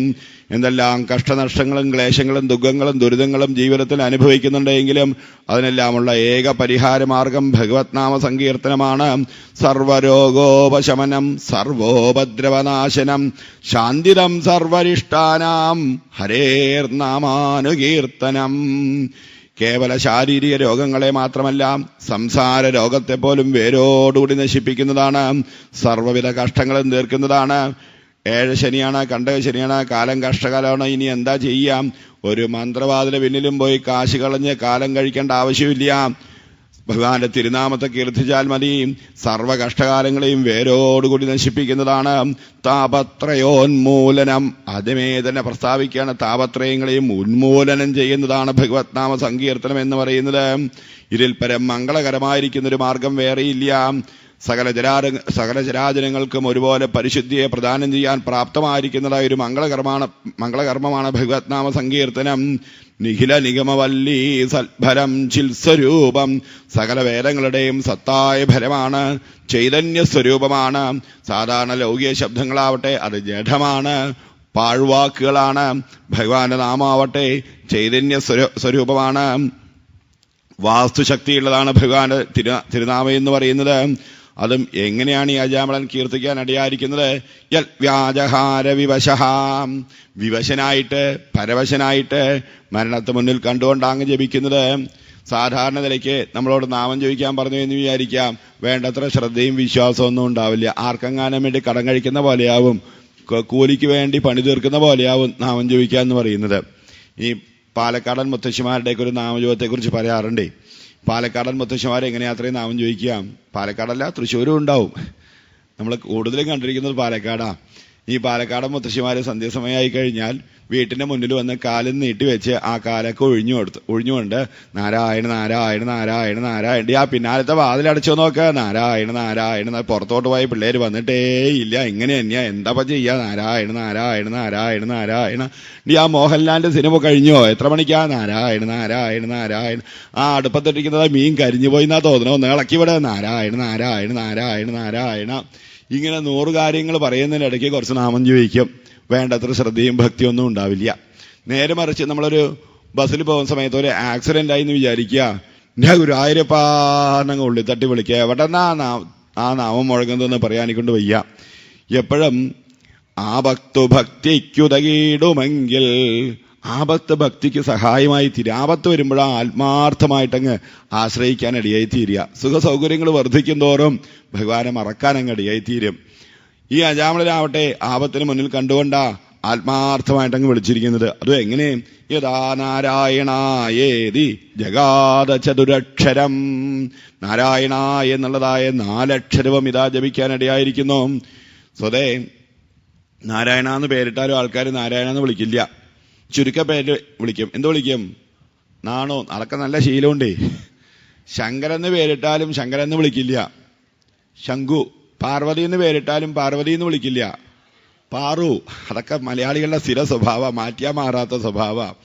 അങ്ങനെ നാമാക്ഷരങ്ങൾ വരുന്നതായ ഒരു ശബ്ദമാണെങ്കിൽ പോലും അത് നാവിൽ വന്നു കഴിഞ്ഞാൽ രക്ഷ കിട്ടുമെന്നിരിക്കെ നാരായണ എന്നുള്ളതായ 4 അക്ഷരവും ഇതാ വ്യക്തമായി ജപിക്കാനിടയായി കഴിഞ്ഞിരിക്കുന്നു. അന്നേരം കാലഭടന്മാരറിയിക്കുക, ഹഹാ നിങ്ങൾ എന്താ കരുതിയത് വിഷ്ണുമാഷന്മാരെ, നാരായണ എന്നൊരിക്കൽ പറഞ്ഞതുകൊണ്ട് ഈ അജാമളന്റെ പാപമൊക്കെ തീരുന്ന പറയുന്നത്. ഈ അജാമളനെ സാധാ പാപിയല്ല, മഹാപാപിയാ. ഈ പാപികളിൽ തന്നെ 2 പ്രകാരത്തിലുള്ള പാപികളുണ്ട്, സാധാ പാപി എന്നും മഹാപാപി എന്നും. ഒരു ഹോട്ടലിൽ ചെന്ന് കഴിഞ്ഞാൽ സാധാ റോസ്റ്റ്, സ്പെഷ്യൽ റോസ്റ്റ് എന്ന് പറയില്ലേ, അതുപോലെ സാധാ പാപി, മഹാപാപി. ആരാ? മഹാഭാവികള്. സ്തേന സുരാവോ മിത്രദുക് ബ്രഹ്മ ഗുരുതൽപഹം ശ്രീരാജപിതൃഗോഹന്ത യേജപാതകിനോപരേ. മത്സ്യമാംസങ്ങൾ കഴിക്കുന്ന ആൾക്കാര്, സ്വർണം മോഷ്ടിക്കുന്ന ആൾക്കാര്, ഗുരുപത്നിയെ ഭാര്യയാക്കുന്ന ആൾക്കാര്, അവരുമായിട്ട് കൂട്ടുകൂടുന്ന ആൾക്കാര്, ഇവരെല്ലാം മഹാഭാവികളാണ്. ആ മഹാഭാവികളായിരിക്കുന്ന ആൾക്കാരുടെ മഹാഭാവത്തെ പോലും തീർക്കാൻ തക്കതായ ശേഷിയുണ്ട് ഭഗവത് നാമത്തിന്. ഭഗവത് നാമത്തിനാൽ തീർക്കാൻ പറ്റാത്തതായ ഒരു പാപം ചെയ്യാനും ഒരു മഹാഭാവിക്കും സാധ്യമല്ല. ഈ അജാമളനാവട്ടെ സർവേഷാമഭ്യഗവതാം ഇതമേവ സുനിഷ്കൃതം നാമവ്യാഹരണം വിഷ്ണോർ യദസ്ഥൽ വിഷയാമതിഹീം. ഇതാ നാരായണ എന്നുള്ളതായ തിരുനാമത്തെ കീർത്തിച്ച മാത്രയിൽ തന്നെ സകല മഹാപാപങ്ങൾക്കും അങ്ങ് പ്രായശ്ചിത്തമായി കഴിഞ്ഞു. പതിതക്കിതവക്കിരാതകോവാ ശുഭജോവാ ഹരിനാമയസ്യ വാജി സഹൃദപ്യവിനിർഗതം ചേൽ കുലദൈവം മമതസ്യ പാദധൂളിഹീം. അറിവിന്റെ അവസാന വാക്കായി ആചാര്യന്മാരാൽ ആദരിക്കപ്പെടുന്നതായ ജഗൽഗുരു ശങ്കരാചാര്യസ്വാമി തൃപ്പാദങ്ങൾ എന്താ അടി ചെയ്യുന്നത്? ഒരു പട്ടിയെ തച്ചുവന്ന് അതിന്റെ പച്ചമാംസം കഴിക്കുന്നതായ ഒരു ചണ്ടാലൻ തന്നെ ആണെങ്കിൽ പോലും അയാളുടെ നാവിൽ നിന്നും ഭഗവാന്റെ തിരുനാമം ഹരി എന്നുള്ളതായ രണ്ടക്ഷരം അങ്ങ് പുറപ്പെടാനിടയായി കഴിഞ്ഞാൽ അയാളുടെ പാദധൂളികളെ കുലദൈവമായി കണ്ട് ഞാൻ ആരാധിക്കുന്നേൻ. അത്രയും മഹത്വമുണ്ട് ഭഗവത് നാമം നാവിൽ വന്നു കഴിഞ്ഞാൽ. നാമത്താൽ തീർക്കാൻ പറ്റാത്തതായൊരു പാപമില്ല. നാമമോരുത്തന്റെ മൂർധാവിൽ കൈവച്ചാൽ ബ്രഹ്മലിഖിതങ്ങൾ മാഞ്ഞിടുന്നു. പ്രാരബ്ധ കർമ്മങ്ങളെ പോലും തീർക്കാൻ തക്കതായ ശേഷിയുണ്ട് ഭഗവത് നാമത്തിന്. ഓഹോ, ശരിയാണ്. പക്ഷേ ആ നാമം ജപിക്കുന്ന സമയത്ത് ജപിക്കേണ്ട പോലെയൊക്കെ ജപിക്കണ്ടേ? ഇത് കടം കഴിക്കുന്ന പോലെയൊക്കെ ജപിച്ചിട്ട് വല്ല പ്രയോജനമുണ്ടോ എന്നാണെങ്കിൽ ശ്രദ്ധയോടും ഭക്തിയോടും കൂടിയിട്ട് തന്നെയാ തിരുനാമം കീർത്തിക്കേണ്ടത്. അഥവാ അങ്ങനെ അല്ല എന്ന് വരികിലും യഥാ ഹരേർനാമപതൈരുദാഹൃതൈ, നാമാക്ഷരങ്ങൾ നാവല് വന്നു കഴിഞ്ഞാൽ അത് ആ ജീവന്റെ രക്ഷയായി കഴിഞ്ഞു. ഭഗവത് നാമത്തിന്റെ മാധുര്യം ആവോളം നുകർന്ന് പാരിൽ പ്രചരിപ്പിച്ചതായ പ്രാതസ്മരണീയനായ പുണ്യചരിതനായ ഭഗവത് നാമ ബോധേന്ദ്ര സ്വാമികള്, കാഞ്ചി ശങ്കരാചാര്യ പീഠത്തിലെ ആചാര്യസ്ഥാനം അലങ്കരിച്ചിരുന്നതായ മഹാത്മാവ്, ഭഗവത് നാമ കൗമുദി എന്നതായ ഗ്രന്ഥത്തില് അർത്ഥശങ്കയ്ക്ക് അവകാശമില്ലാത്തതായ രീതിയിൽ സ്ഥാപിക്കുന്നു. ഈ ബീജാക്ഷരങ്ങളുടെ ചേർച്ചുകൊണ്ടാണോ ഭഗവത് നാമത്തിന് ഇത്രയും ശക്തി ഉണ്ടാവുന്നത്? ഇപ്പൊ നാരായണ മാത്രം ജപിച്ചാൽ മതിയോ? ഓം നമോ നാരായണ എന്ന് വേണോ എന്നുള്ളതെല്ലാം അങ്ങ് വിശകലനം ചെയ്യുന്നതായി സമയത്ത് സ്ഥാപിക്കുന്നു. ഭഗവത് നാമങ്ങൾ ഏത് പ്രകാരത്തിൽ കീർത്തിച്ചു കഴിഞ്ഞാലും അത് വാസ്തുശക്തിയുള്ളതാണ്, പാപത്തെ തീർക്കാൻ ശേഷിയുള്ളതാണ്. പാപത്തെയും പാപവാസനകളെയും വേരോടുകൂടി നശിപ്പിക്കുന്നതാണ് ഭഗവത് നാമ സങ്കീർത്തനം. മറ്റ് പ്രായശ്ചിത്ത കർമ്മങ്ങളൊക്കെ ആവട്ടെ പാപത്തെ തീർക്കും, പാപവാസനകളെ തീർക്കില്ല. ശ്രുതി സ്മൃതിഭ്യാം വിഹിതാവ്രതാദയ പുനന്തി പാപം നലുനന്തി വാസനാം അനന്തസേവാത്തു നിഗൃന്ദതി ദ്വയി ഇതി പ്രഭോ ത്വൽപുരുഷാഭാഷിരേ. ശ്രുതിസ്മൃതികളിൽ പറഞ്ഞിരിക്കുന്നതായ കർമ്മങ്ങളെല്ലാം, പ്രായശ്ചിത്ത കർമ്മങ്ങളെല്ലാം പാപത്തെ തീർക്കാൻ മാത്രം പര്യാപ്തമായതുകൊണ്ട് അതൊന്നും പൂർണ്ണമല്ല. ഭഗവത് നാമ സങ്കീർത്തനാവട്ടെ പാപത്തെയും പാപവാസനയും വേരോടുകൂടി നശിപ്പിക്കുന്നതുകൊണ്ട് ഇത് പൂർണ്ണമായിരിക്കുന്ന പ്രായശ്ചിത്തമാണ്. ഇതിൽ പരൊരു മഹാഭാഗ്യം വേറെയില്ല. യദസോ ഭഗവത് നാമ മ്രിയമാണ സമഗ്രഹീൽ. അത് ഈ അജാമളൻ 5 നിമിഷത്തിലാണ് തിരുനാമത്തെ കീർത്തിക്കാൻ ഇടയായിരിക്കുന്നത്. അവസാന സമയത്ത് നാമം നാവിൽ വരിക എന്ന് വെച്ച് കഴിഞ്ഞാൽ എല്ലാവർക്കൊന്നും കിട്ടുന്നതായ ഭാഗ്യമല്ല. കൂടല്ലൂർ കുഞ്ഞിക്കാവ് നമ്പൂതിരിപ്പാട് എന്നതായ ഒരു മഹാത്മാവ് ഗുരുവായൂരിൽ നിന്നും തൃശ്ശൂരിലേക്ക് അങ്ങ് നടന്നു വരുന്നതായ സമയത്ത് ഒരു ചേരി പ്രദേശത്ത് ഒരു കുടിലിൽ ഒരാൾ അന്ത്യശ്വാസം വലിക്കാനായി കൊണ്ടങ്ങ് കിടക്കുന്നത് കണ്ടു അത്രേ. മഹാത്മാവിന് കാരുണ്യം കരളിൽ കരകവഞ്ഞൊഴുകി എങ്ങനെയെങ്കിലും ഒന്ന് കരകയറ്റണം എന്നുള്ള ആഗ്രഹമുണ്ട്. പക്ഷേ എങ്ങനെ ചെന്ന് നാമം ചോദിക്കാൻ പറഞ്ഞാൽ നാമം ചോദിക്കുന്നതായ സംസ്കാരമൊന്നുമില്ല. കള്ളും വെള്ളമായി കാലം കഴിച്ചു കൂട്ടിയതായ ആൾക്കാരാണ്. ആ കുടിലിനകത്ത് കയറി ചെന്നു. ആ മരിക്കാൻ കിടക്കുന്ന ആൾക്ക് നല്ല ബോധമുണ്ട്. നിമിഷങ്ങൾ എണ്ണപ്പെട്ട് കഴിഞ്ഞു എന്നുള്ളത് കണ്ടാൽ മനസ്സിലാക്കാം. വേഗം അയാളുടെ മരിക്കാൻ കിടക്കുന്ന ആളുടെ മൂത്ത പുത്രനെ വിളിച്ച് അടുത്തുകൊണ്ടേ നിർത്തി. ഇതാരാ മനസ്സിലായി ചോദിച്ചു. ഓ മനസ്സിലായി, ഇതെന്റെ കിട്ടൻ എന്ന് പറഞ്ഞു. രണ്ടാമത്തവനെ അടുത്തുകൊണ്ടേ നിർത്തി. ഇതാരാ മനസ്സിലായി ചോദിച്ചു. ഓ മനസ്സിലായി, ഇത് കിട്ടന്റെ അനുജൻ എന്ന് പറഞ്ഞു. മൂന്നാമത്താളെ അടുത്തുകൊണ്ടേ നിർത്തി. ഇതാരാ മനസ്സിലായോ? ഓ മനസ്സിലായി, ഇത് കോന്തൻ എന്ന് പറഞ്ഞു. വീണ്ടും രണ്ടാമത്തവനെ അടുത്തുകൊണ്ടേ നിർത്തി. ഇതാരാ മനസ്സിലായി ചോദിച്ചു. ഓ മനസ്സിലായി, കോന്തന്റെ ഏട്ടൻ എന്ന് പറഞ്ഞു. എന്നിട്ട് രണ്ടാമത്തെ മകന്റെ പേര് പറയുന്നില്ല. രണ്ടാമത്തെ മകന്റെ പേര് നാരായണൻ എന്നായിരുന്നു അത്രേ. ആ നാരായണന്നൊന്ന് നാവൂര് വരണ്ടേ? നാവൂര് വരാൻ പ്രയാസമായിരുന്നു എന്നാ. പാപികൾക്കേറ്റം പ്രയാസമായി വന്നിടും പാടുവാനീ നാമം നാരായണ. എന്തും പറയുവാൻ പൊന്തുന്ന നാവേനി ഇന്നൊന്നു പാടുമോ നാരായണ. മറ്റു പലതും നമ്മൾ ഉച്ചത്തിൽ പറയാം. പക്ഷെ നാമം ജപിക്കാൻ പറഞ്ഞാൽ നമ്മൾക്ക് നാണക്കേടായി, ലജ്ജയായി, മടിയായി, വിഷമമായി. ഇന്ന് സത്രം കഴിഞ്ഞ് വൈകുന്നേരം നിങ്ങളെല്ലാം വീട്ടിലോട്ട് പോകുന്ന സമയത്ത്, റോഡിലൂടെ പോകുന്ന സമയത്ത് ഉച്ചത്തിലെ ഹരേ രാമ നാമം ചോദിച്ചോട്ട് പോകുമോ? ഇല്ലെങ്കിലേ സ്വല്പം ഉണ്ട് എന്ന് പറഞ്ഞു സ്വാമി ആൾക്കാരൊക്കെ. ഇനി അതും കൂടി ആയാലോ? വങ്കപ്രഭുക്കളുടെ പങ്കിലമാം ചരിത്രം സങ്കോചഹീനമെവിടെയുമിരുന്നു പാടാം. പങ്കേരുഹാക്ഷനുടെ ശങ്കരമായ നാമസങ്കീർത്തനത്തിനതിയായി മടി തോന്നിടുന്നു. കാശിന് വിലയില്ലാത്തതായി വങ്കപ്രഭുക്കന്മാരുടെ രാഷ്ട്രീയക്കാരുടെ ചരിത്രമൊക്കെ കവലയ്ക്ക് മേക്ക് കെട്ടി പ്രസംഗിക്കാൻ യാതൊരു മടിയില്ല നമ്മൾക്ക്. ഒരച്ഛനേക്കാളും അമ്മയെക്കാളും അവനവനേക്കാളും കാത്തുരക്ഷിക്കുന്ന കരുണാമൂർത്തിയായ ഭഗവാന്റെ തിരുനാമം കീർത്തിക്കാൻ പറഞ്ഞാൽ നമ്മൾക്ക് പ്രയാസമായി, മടിയായി. എന്തുകൊണ്ടാ? സുഹൃതം ചെയ്ത, ഭാഗ്യം ചെയ്തതായ ആൾക്കാരുടെ നാവല് മാത്രമേ നാമം പ്രകാശിക്കുള്ളൂ. ആത്മീയമായി ചരിക്കുന്നതായ ആൾക്കാരെ തന്നെ എത്രയോ പേരെ നമ്മൾക്ക് കാണാനേ കൊണ്ട് സാധിക്കും. അതിൽ ആ ആത്മീയമായി ചരിക്കുന്ന ആൾക്കാരിൽ തന്നെ എല്ലാറ്റിലും ഉപരിയായിട്ട് ഭഗവത് നാമത്തിന്റെ മാധുര്യം നുകർന്നുകൊണ്ട് സങ്കീർത്തന ഭക്തിയിൽ ആറാടിക്കഴിയുന്നതായ പരമഭാഗവതന്മാര് എന്നും വിരളമായിരിക്കും. ചൊല്ലേണം നാമമെന്നുള്ളത് പലരും അറിഞ്ഞും പറഞ്ഞും കഴിഞ്ഞാൽ ചൊല്ലിയിടുന്നോർ കനക്കക്കുറയും അത് മഹാപാപമെന്നും പ്രസിദ്ധം. ചൊല്ലിയിട്ടെന്തെന്നു മറ്റുള്ളവർ പരിഹസിച്ചാൽ. നാമത്തിന് മഹാത്മ്യം ഇന്നൊന്നര കേൾക്കാൻ തുടങ്ങിയൊന്നുമില്ല, ശികാലയി കേൾക്കാൻ തുടങ്ങിയിട്ട്. പക്ഷേ ജപിക്കുന്ന ആൾക്കാർ വളരെ കഷ്ടിയായിരിക്കും. നാമം ചോദിച്ചിട്ടൊക്കെ എന്താ ഇത്? നാമം ചോദിക്കുന്ന ആൾക്കാർ കുറച്ച് കൂട്ടി പറയുക, ഇതിലൊന്നും അത്ര കാര്യമൊന്നുമില്ല, ഇതൊന്നും അല്ല വേണ്ടത്, മറ്റത് മറിച്ചതൊക്കെയാണ് എന്ന് പറഞ്ഞ് ആരെങ്കിലും ചോദ്യം ചെയ്താൽ, പരിഹസിച്ചാൽ, ചൊല്ലിയിട്ടെന്തെന്നു മറ്റുള്ളവർ പരിഹസിച്ചാൽ നമുക്കല്ല ഖേദം. ചൊല്ലേറും വ്യാസനും പാർത്തനുരഥതുരകം മേച്ചുമേവും നിനക്കം. ആരാണ് ഭഗവത് നാമത്തിന്റെ മഹത്വത്തെ വ്യക്തമാക്കിയിരിക്കുന്നത്? ആചാര്യന്മാരുടെ ആചാര്യനായി, ഗുരുക്കന്മാരുടെ ഗുരുവായി ശോഭിക്കുന്നതായ സാക്ഷാൽ ഭഗവാൻ തന്നെയായിരിക്കുന്ന വ്യാസഭഗവാനാണ് ഭഗവത് നാമത്തിന്റെ മഹത്വത്തെ നമ്മളോട് ഉപദേശിച്ചിരിക്കുന്നത്. അതുകൊണ്ട് ഇതിൽ പലൊരു മഹാഭാഗ്യം വേറെയില്ല. നാവും നാരായണേത്യക്ഷരവും ഒരു ദിനം തമ്മിലേകീഭവിച്ചാൽ ചാവുന്നേരത്തു നോവാൻ കഴിവര യമനം ദൂരെ നിന്നീടുമല്ലോ. നാവേ നാലക്ഷരം നീ ഒരു പൊഴുതുപേക്ഷിക്കലാ ദൈവയോഗാൽ ഈ വണ്ണം വന്നതെന്നാൽ അമൃതം അനുഭവിച്ചിടു നാരായണേരീ. നാവിനോട് ഉപദേശിക്കുകയാണ്, നാവേ നാരായണ എന്നുള്ളതായ നാലക്ഷരം നാവിൽ വരുന്നതായ സമയത്ത് നീ മടി കാണിക്കാൻ ഇടയാവരുതേ. ഇതിൽ പരൊരു മഹാഭാഗ്യം വേറെയില്ല. ഏതെങ്കിലും ഒരു പ്രകാരത്തിൽ നാമം നാവിൽ വന്നു കഴിഞ്ഞാൽ അത് ആ ജീവന് രക്ഷയായി കഴിഞ്ഞു. പക്ഷേ ഏത് പ്രകാരത്തിലായാലും നാമാക്ഷരങ്ങൾ നാവിൽ വരണമെങ്കിൽ കോടാനുകോടി ജന്മങ്ങളിലെ സുഹൃതം കൊണ്ട് മാത്രമേ ഒരാൾക്ക് നാമം നാവിൽ പ്രകാശിക്കൂ. ഭാഗവത വ്യാഖ്യാനം ചെയ്തതായ ആചാര്യന്മാരിൽ അഗ്രമസ്ഥാനം അർഹിക്കുന്നതായ ശ്രീധരാചാര്യ സ്വാമികൾ ഭാഗവത വ്യാഖ്യാനം ആരംഭിക്കുന്നതായ സമയത്ത് തന്നെ എന്നാമകീർത്തനം ദാനതപോയോഗാദി സൽഫലം.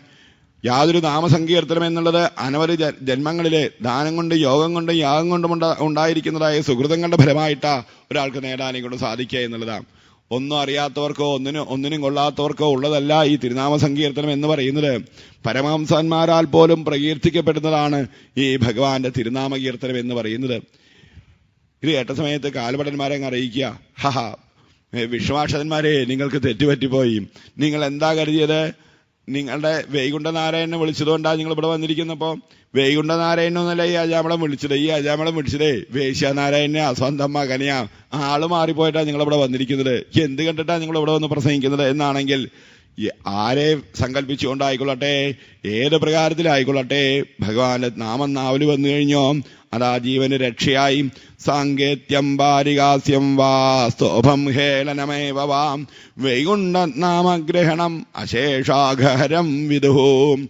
വളരെ സാങ്കേതിക രൂപത്തില് മക്കളുടെ പേര് വിളിക്കുക എന്നുള്ള രൂപത്തിലാണെങ്കിൽ പോലും നാമാക്ഷരങ്ങൾ നാവൽ വന്നു കഴിഞ്ഞാൽ അതാ ജീവന് രക്ഷയായി കഴിഞ്ഞു. ഇത് കണ്ടുകൊണ്ടാണ് നമ്മളുടെ പൂർവികന്മാരായിരിക്കുന്ന ആൾക്കാർ ഷോഡശ സംസ്കാരങ്ങളിലെ നാമകരണത്തെ ഒരു സംസ്കാരമായിട്ട് ഉൾപ്പെടുത്താൻ കാരണം ഏതെങ്കിലും ഒരു പ്രകാരത്തിൽ ഈശ്വരനാമത്തെ കീർത്തിക്കാൻ ഇടയാവട്ടെ എന്നുള്ളതായ വിശാലമായിരിക്കുന്ന ഒരു വീക്ഷണഗതിയോട് കൂടിയിട്ട്. ഒരിക്കലും നമ്മൾ മറക്കാത്തത് ആരുടെ പേരാ? ആരുടെ പേര് നമ്മൾ ഒരിക്കലും മറക്കില്ല? ഭഗവാൻ അവിടെ ഇരിക്കട്ടെ, അവനവന്റെ പേര് ഒരിക്കലും മറക്കില്ല. കുട്ടികൾക്ക് ഭഗവാന്റെ നാമം പേരിട്ട് കഴിഞ്ഞാൽ ആ ഒരു നാമ സംസ്കാരം, ആത്മീയ സംസ്കാരം അവരിൽ വേരൂന്നാനങ്ങ് ഇടയായിത്തീരും.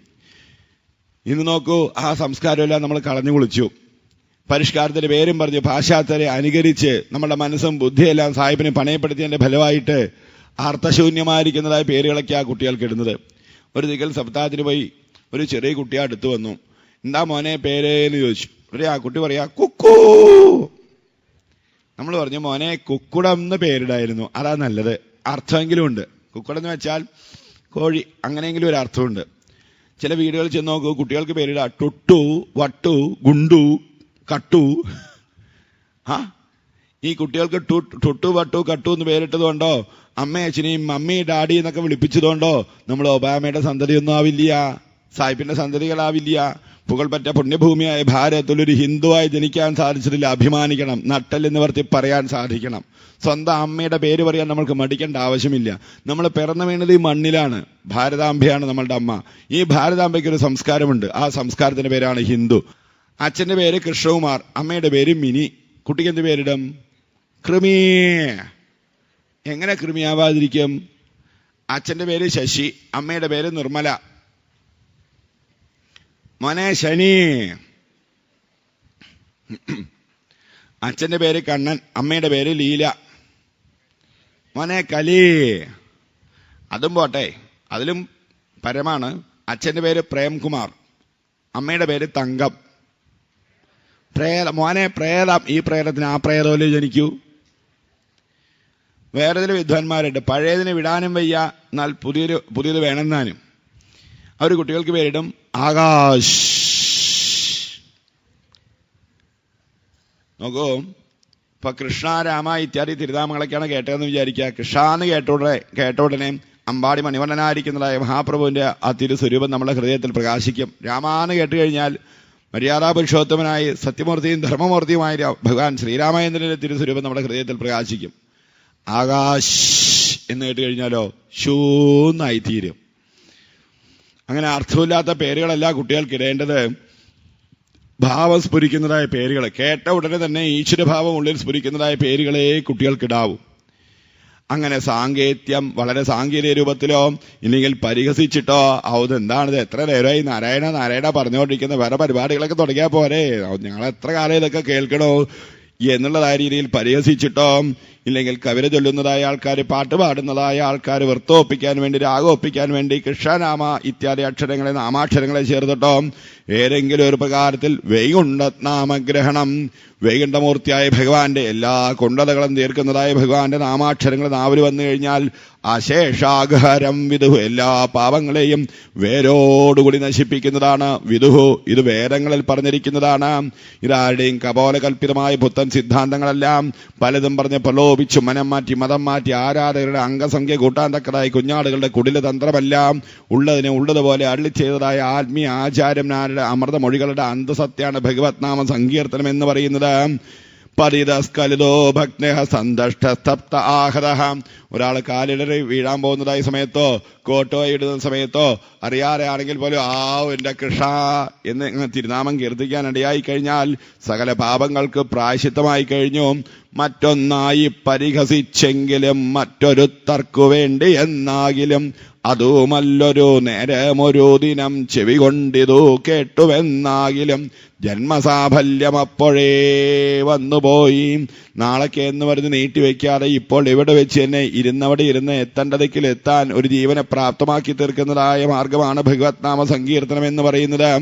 ഗുരുണാം ച ലഘൂനാം ച ഗുരൂണി ച ലഘൂനി ച. വലുതും ചെറുതുമായിരിക്കുന്നതായ എല്ലാ പാപങ്ങൾക്കുള്ളതായ ഏക പ്രായശ്ചിത്തമാണ് ഭഗവത് നാമ സങ്കീർത്തനം. ഏത് അസുഖത്തിന് എന്ന് കഴിഞ്ഞാലും അട്ടപ്പാടി വള്ളിയമ്മട ആദിവാസികളിൽ അട്ടപ്പാടി വള്ളിയമ്മട അടുത്ത് എന്ന് കഴിഞ്ഞാൽ ഒരു ഒറ്റമൂലികയുണ്ട് അത്രേ ആദിവാസികൾക്ക്. ഏത് മരുന്നിനും ഒരു ഒറ്റമൂലിക. അതുപോലെ ഏത് പാപത്തിനുള്ളതായ ഏക പരിഹാര മാർഗമാണ് ഭഗവത് നാമ സങ്കീർത്തനം. ഓഹോ, എന്നാ പിന്നെ എന്തുകൊണ്ട് എല്ലാവരും നാമം ചോദിക്കുന്നില്ല എന്നാണെങ്കിൽ, ഭഗവാൻ അനുഗ്രഹിച്ചു കൊടുത്തിരിക്കുന്നതായ ആൾക്കാർക്ക് മാത്രമേ ഈ നാമമാർഗത്തെ അവലംബിക്കാനും കൊണ്ട് സാധിക്കൂ. ഒരിക്കൽ മഹാദേവിയും കൂടി അങ്ങ് എഴുന്നള്ളുന്നതായ സമയത്ത് എഴുന്നള്ളുന്നതായ വഴിവക്കില് ഒരാള് ഒരു മരത്തിന്റെ കൊമ്പിലിരുന്ന് ഇരിക്കുന്ന കൊമ്പിനെ വെട്ടുന്ന കണ്ടു അത്രേ. അത് കണ്ട സമയത്ത് ദേവി മഹാദേവനോട് പറഞ്ഞു, മഹാദേവ അവൻ എന്താ ചെയ്യുന്നത്? ഇരിക്കുന്ന കൊമ്പിനെ വെട്ടിയല്ലേ ചെയ്യുന്നത്, ഒന്ന് രക്ഷിക്കണേ എന്ന് പറയാം. അന്നേരം മഹാദേവൻ പറഞ്ഞു, ആര് പറഞ്ഞു അവനോട് വെട്ടാൻ? സ്വയം വെട്ടിയല്ലേ, വെട്ടട്ടെ. വെട്ടി താഴെ വീഴുന്ന സമയത്ത് പിന്നെ വെട്ടില്ല, അവൻ വീണുകൊള്ളട്ടെ എന്ന്. പക്ഷെ ദേവി പറഞ്ഞു, ഭഗവാനെ അങ്ങനെ പറയരുത്, എപ്പോഴും അച്ഛനേക്കാൾ സ്നേഹം കൂടുതലാണല്ലോ അമ്മയ്ക്ക്, ഒന്ന് രക്ഷിക്കണേ, അവൻ അറിവില്ലാതെ, അവൻ നമ്മുടെ കുട്ടിയല്ലേ, അവൻ അറിവില്ലാതെ ചെയ്യാതിരിക്കും, നമ്മളല്ലേ രക്ഷിക്കേണ്ടത്, ഒന്ന് രക്ഷിക്കണേ എന്ന് പറയാം. ദേവി പറഞ്ഞാൽ ദേവന് കേൾക്കാതിരിക്കാൻ വയ്യല്ലോ. അന്നേരം മഹാദേവൻ കൽപ്പിച്ചു, എന്നാ ദേവി അങ്ങനെ ആവട്ടെ. അയാൾ വെട്ടിയിട്ട് അവസാനത്തെ വെട്ടും താഴെ വീഴുന്ന സമയത്ത് അമ്മേന്ന് വിളിച്ചു കഴിഞ്ഞാൽ ദേവി എന്നോളൂ രക്ഷിക്കാൻ, അപ്പാന്ന് വിളിച്ചു കഴിഞ്ഞാൽ ഞാൻ ചെല്ലാൻ രക്ഷിക്കാൻ, നമ്മളിൽ ആരെങ്കിലും ഒരാൾ അയാളെ രക്ഷിക്കാമെന്ന് പറഞ്ഞു. ദേവിക്ക് സമ്മതമായി. രണ്ടുപേരും നോക്കിക്കൊണ്ട് നിന്നു. അയാൾ വെട്ടി അവസാനത്തെ വെട്ടി താഴെ വീഴുന്ന സമയത്ത് അയ്യോ എന്ന് പറഞ്ഞ് താഴെ വീണു എന്നാ. അമ്മയെന്ന് വിളിച്ചാൽ രക്ഷ കിട്ടി, അപ്പാന്ന് വിളിച്ചാൽ രക്ഷ കിട്ടി, അല്ലെങ്കിൽ അയ്യപ്പാന്ന് വിളിച്ചു കഴിഞ്ഞാൽ രക്ഷ കിട്ടി. പക്ഷെ നാവല് വരണ്ടേ, നാവല് വന്നില്ല എന്നാ. അതുകൊണ്ടാ പൂന്താനത്തിന്റെ പൂന്തേൻ മൊഴിയിൽ അങ്ങ് പാടുന്നത്, നാവേ നിനക്കു വലിയൊരു ഉപദേശമുണ്ടേ, നാവാലുരപ്പതിനു ഞാൻ തുനിയുന്നു കേൾനീ, നാരായണന്റെ തിരുനാമമുറക്കയാമ്പോൾ നാണിച്ചു പോവരുതേ തവ വേണ്ടതുള്ളൂ, ഇതിൽ പരൊരു മഹാഭാഗ്യം വേറെയില്ല, നാരായണ എന്നു സദാ ജപിച്ചാൽ പാപം കെടും പശികെടും വ്യസനങ്ങൾ തീരും, നാവിനുണർച്ച വരും ഏറ്റവും അന്ത്യകാലേ, ഗോവിന്ദപാദകമലങ്ങൾ തെളിഞ്ഞു കാണും. ഹരേ കൃഷ്ണ കൃഷ്ണ കൃഷ്ണ ഹരേ ഹരേ, സർവത്ര ഗോവിന്ദനാമ സങ്കീർത്തനം, ഗോവിന്ദ ഗോവിന്ദ.